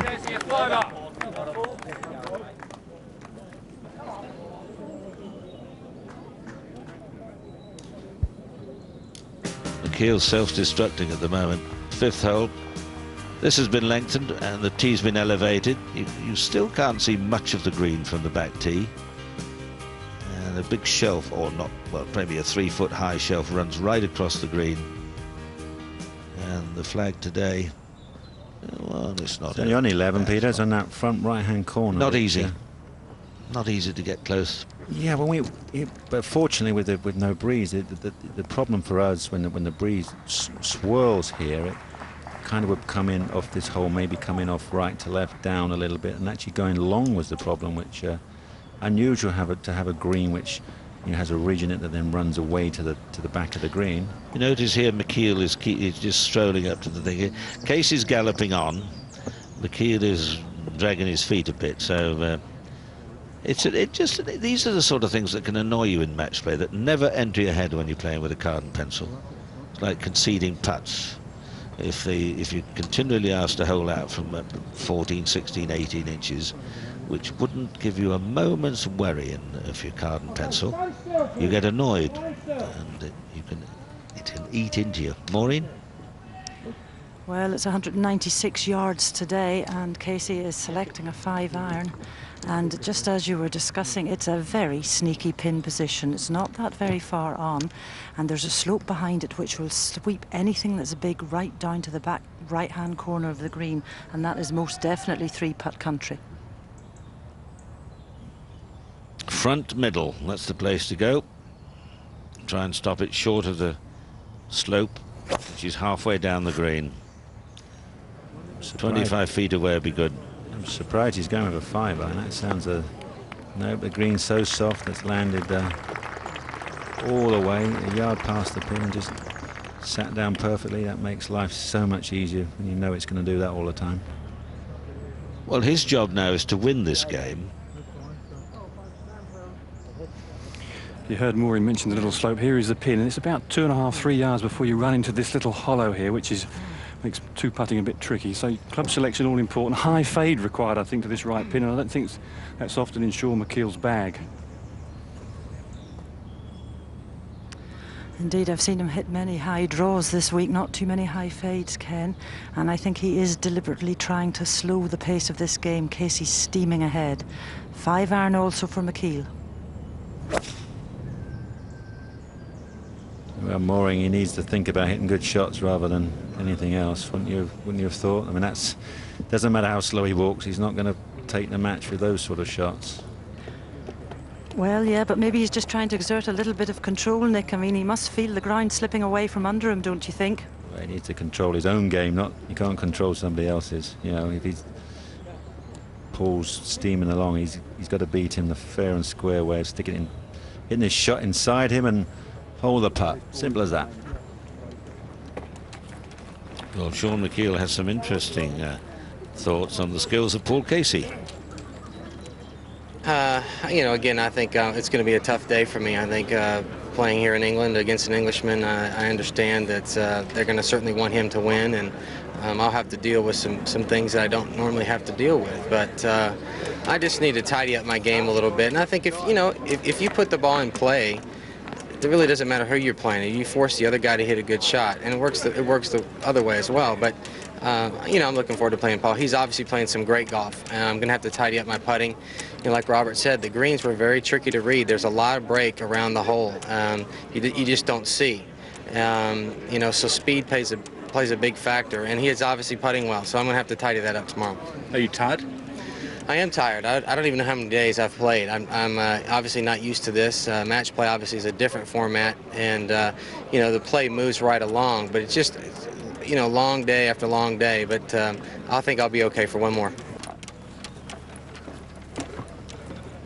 Back to the fifth, but he's not been tidy. Let's just analyse the few holes that have been played this afternoon. He's not hit the ball straight, and he's got into trouble. And let's join Ken. There's McKeel's lie of his ball. It's got a little bit tight to the cushion there, and it's not going to be easy to exactly get the right strike on it. Possibly going with the putt a little bit downhill, he's left himself, but a little awkward spot, and always putting out the fringe. Not so easy to judge the distance, and quite a sweeping right to left putt. And the advantage Casey's on, he's got virtually on the same line, so he'll learn a bit from his opponent's putt.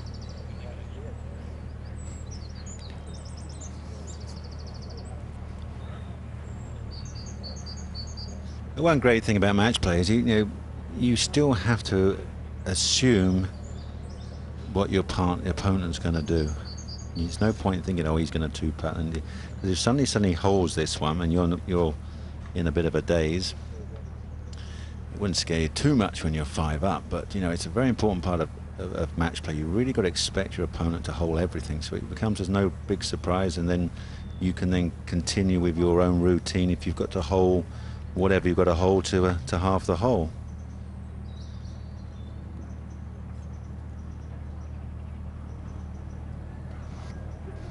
I think it's a sort of sign of, not desperation at this stage, but I think most players would putt it from here, a little chip. Going to take the fringe out of it, a little back foot 9-iron. Got to make sure he gets a forward first bounce, otherwise he'll come up short, and it's well off the back foot.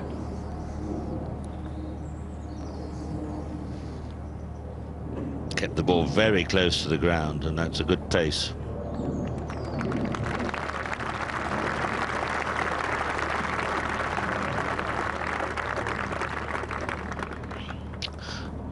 Casey has no need to race the ball at the hole here. He's certainly, people have three-putted from this distance, and there's no need for him to put any pressure on himself at all. roll it to the hole side, maybe with enough speed to go 2 feet by. At worst, hole halved in 3. Another hole ticks by, and you're 5 up. She's brought her little friend to see the golf. What do you think? A little bunny, a little lamb? What do you got there, my lovely? Never you mind.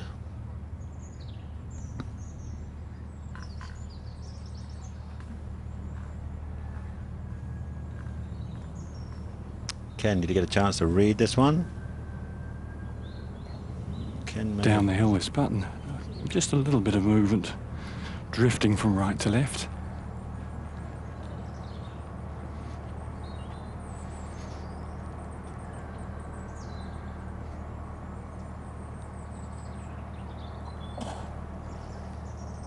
Steady, steady, steady, lad.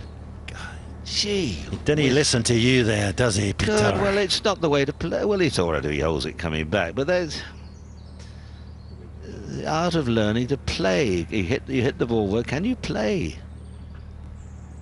Gee whiz. You got 2 putts to stay, certainly 5 up. He's got a 3 or 4 footer left. You knock it 6, 7 feet by. If he misses this now, he needs a smacked body and no tee. No cucumber sarnies this evening.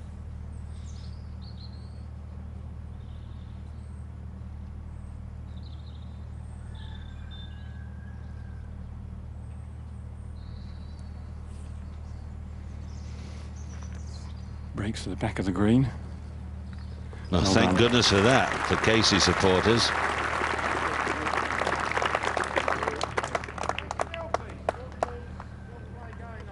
Speaking of cucumber sarnies, Peter, wasn't it a magnificent lunch we had at the clubhouse today? Did you? Mine was very frugal. I am. I don't.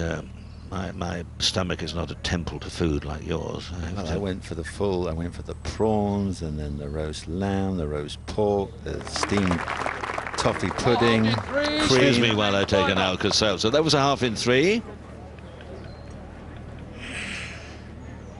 And Casey remains 5 up. And there's only, what, 13, 12 or 13 holes left.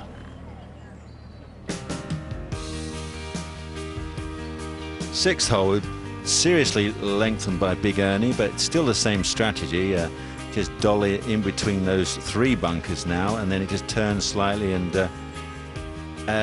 no real great difficulty. Obviously, the years gone by playing in far more swirling winds. The wind used to come in here either from left to right or over the top of the trees, made life very difficult. But the pin, the only save is the pin is on that front left corner. There's a nasty little downslope off that bunker there. So you know, hitting it on the fairway is key. Will help your issue, but with the perfect weather conditions, it really is nice and easy. Yeah, it's a treat. It's a long walk back to the tee, and we've been joined in the commentary box by Andrew Cotter. Good afternoon, lovely afternoon. Beautiful. Poor golf. A little bit untidy. Well, Casey is surviving by dint of 2 birdies so far at least. There's that little railway which they put in. Yeah, tell us what all that's about. There's 6 big boxes and trees going there. This is why there used to be old scruffy trees there. And he took those away, moved back onto the east course to find a tee to extend this hole, put the railway lines in, so there are maybe 5 or 6 huge wooden boxes with substantial trees in, which they just wheel up and down. So when they're not playing this event, or the big boys, they trundle the old railway lines, and they come back into place, and it's all back as it was, and it's lovely. It's lovely. Well, I've never heard of that before. Well, you ought to get out more. You ought to get out more. Well, but can we put them in? Can we have them in front of the greens? We have mobile hazards. Just moves up and down. So when they normal play for the members, they play their east course, and it looks as if nothing's been changed. Well, if he was a real engineer, we'd have a mobile leak or something. We could just move that around. Well, that's what they do. Listen, don't you complain about Ernie. He does all right. He does more than all right. You're a new boy at the game of making golf courses. You're doing very well, I hasten to add. You're doing very well, but just mind your P's and Q's. Hey, mine is a well-established business, Peter. Oh, I'm sure of that. Let me step in to tell you where Tiger is. You know how to put wellies on then? What's that? You know how to put your Wellingtons on? I'm a man who likes to get out there and get my boots muddy. I absolutely love it. That's good. Nothing better. Tiger's been spotted today. Where? Where? Stamford Bridge. He's watching Chelsea against Liverpool. Is he? He met Andrei Shevchenko the other day down here. Got himself Chelsea 2 free striker. tickets. Well, I'd rather And watch away you McKeel if you don't mind.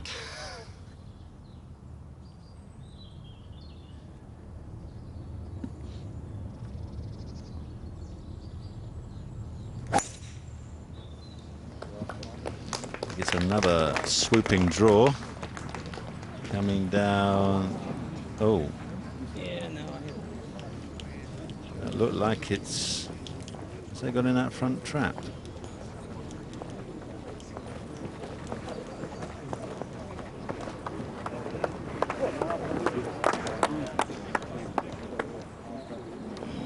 Paul Casey briskly strides down, and he had some thoughts on playing Sean McKeel today. Sean McKeel, the opponent, as well. I mean, he's a stuffy kind of competitor, playing very well this week. He is. He's very gutsy. He, you know, major champion. He really gets the job done. I mean, he's an efficient player. He gets it down the fairway, puts it on the green, doesn't make many mistakes. You know, I said earlier, he's kind of like a Monty.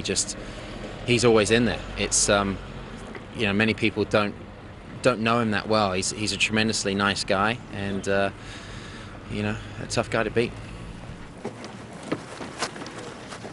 The 6th pin today is guarded by this quite deep pot bunker here, and the flag is only just cut beyond it. Where the ball's going to land, if you go straight at the flag, as McKeel might have to, is on this little downslope, so the ball kicks forward. Even though you're hitting a short iron, it still tends to skid, and you've got 6 paces to land it on. You can favour the right side of the pin and not come over the bunker, but it leaves you a quickish putt. So this is a tight pin and key to find the fairway.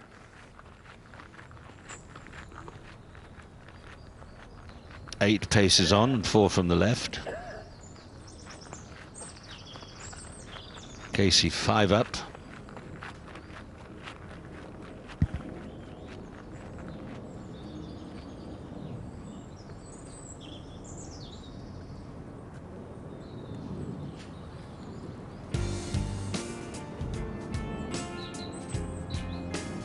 There we go, 6th green pulling back. Very slightly uphill. Sean has made a right mess of that. 154 to the pin, so that'll be maybe a full 8 iron. Something to the right of the pin could spin down. If he gets everything all in his favour, he's still in there, but Casey 132, that's an easy wedge for Paul, so should be thinking of trying to make a 3, and but his man is not putting him under any pressure at all for the last few holes. In fact, you know, after the sparkling front 9, Paul out in 31 and Sean out in 33, it's been, I think I should have brought my clubs to give these guys a go. A couple over, I could have handled that, but he's just not straight enough off the tee today, Sean McKeel. No. He's been missing the fairways, and when you're not as long as Paul Casey, when you rely on accuracy and it goes awry, then you're going to be struggling. But he's going to struggle here again, isn't he? Although he may well be able to get this up and out and forward.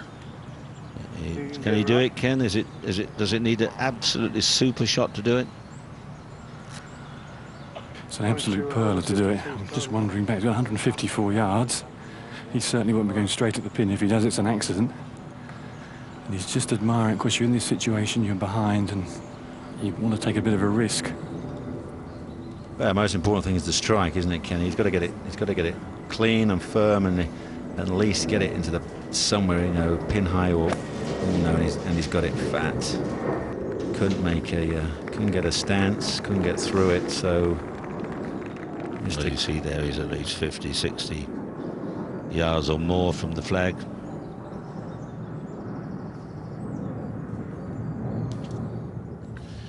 And here we go. Really, as we said, really important to get good footing in a bunker. But if that moves, which it does, you see the sand go before he got no chance.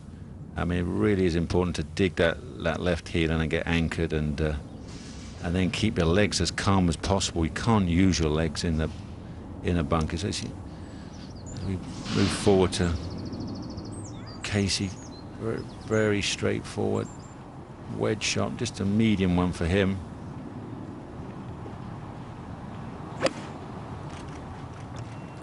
132 and a wedge. That doesn't even have to be. That's a smart, sensible shot. Now he's covering his options. No, that was a proper shot. That was well thought out, well executed, good line, struck well. The chances of McKeel getting down in 2 from there, well, he may well, but it's not odds on. He seems to have lost his momentum, hasn't he? Kind of, you know, Yep. struggling with his game, and obviously you're down, you're tired at the end of the week. This is the time at the end of the week when you're thinking, well, maybe I've had my run. But, you know, he's got Monday off. Dig deep. You never know what might happen. In fact, Sean will be resting all week and joining the American team over at the K Club as Is that what he's going to do? I believe so, as the supporting. Well, I heard a suggestion that Scott Verplank was struggling with the back injury as well, and that if it were serious, Sean McKeel, because he's over here and playing well, was reported to be the next man in line for Lame. I'm sure Verplank will be fine, but there was a suggestion that his back was tightening up. It was a big decision for the team now, whether to get his back right or replace him with this man.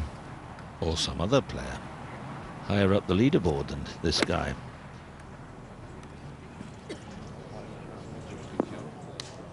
There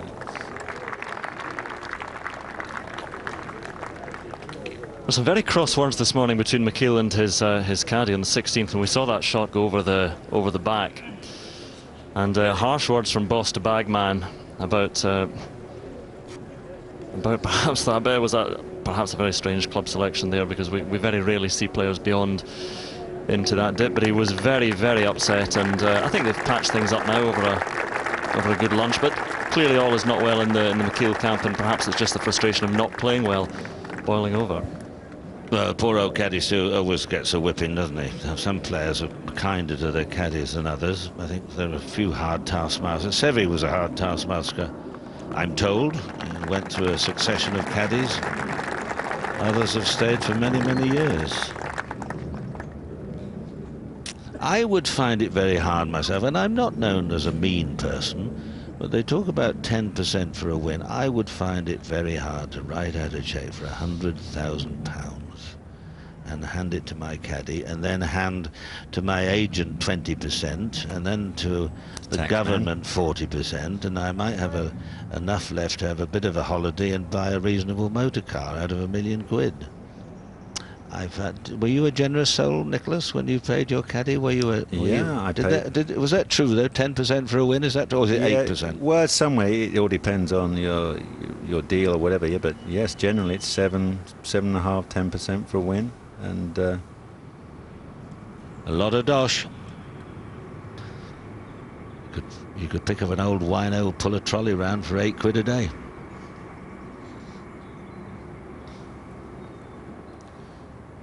Good shot.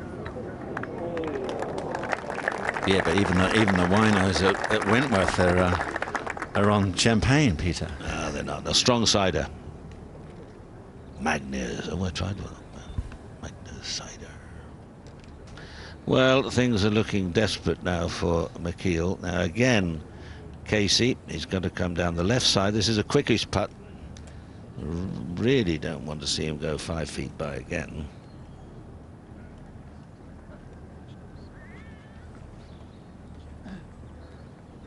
McKeel's already had 4, so 2 putts to go 6 up.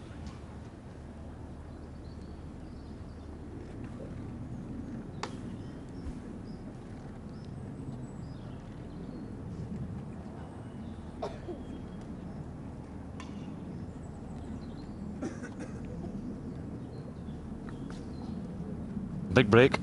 It's all about the pace when you have 2 putts for it.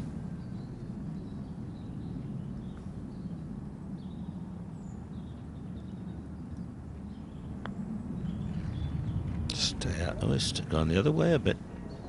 See, it's not dead. No, maybe a bit more left in that.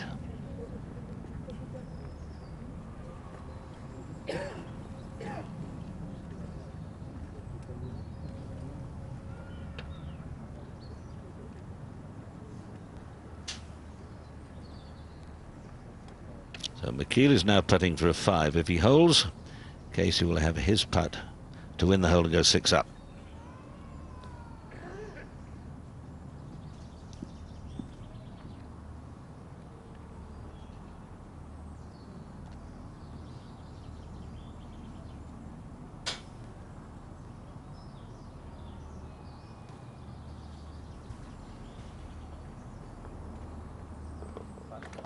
That's a 5. That's interesting, isn't it, Peter? After, you know, the lengthening of the golf course, you've had the 16th hole and this 6th hole, probably the 2 shortest 4s, and they're going to.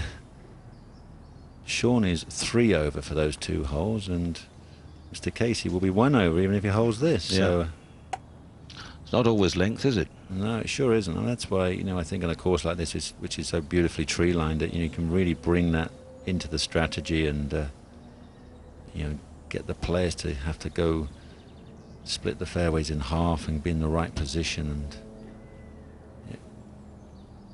Just right of centre.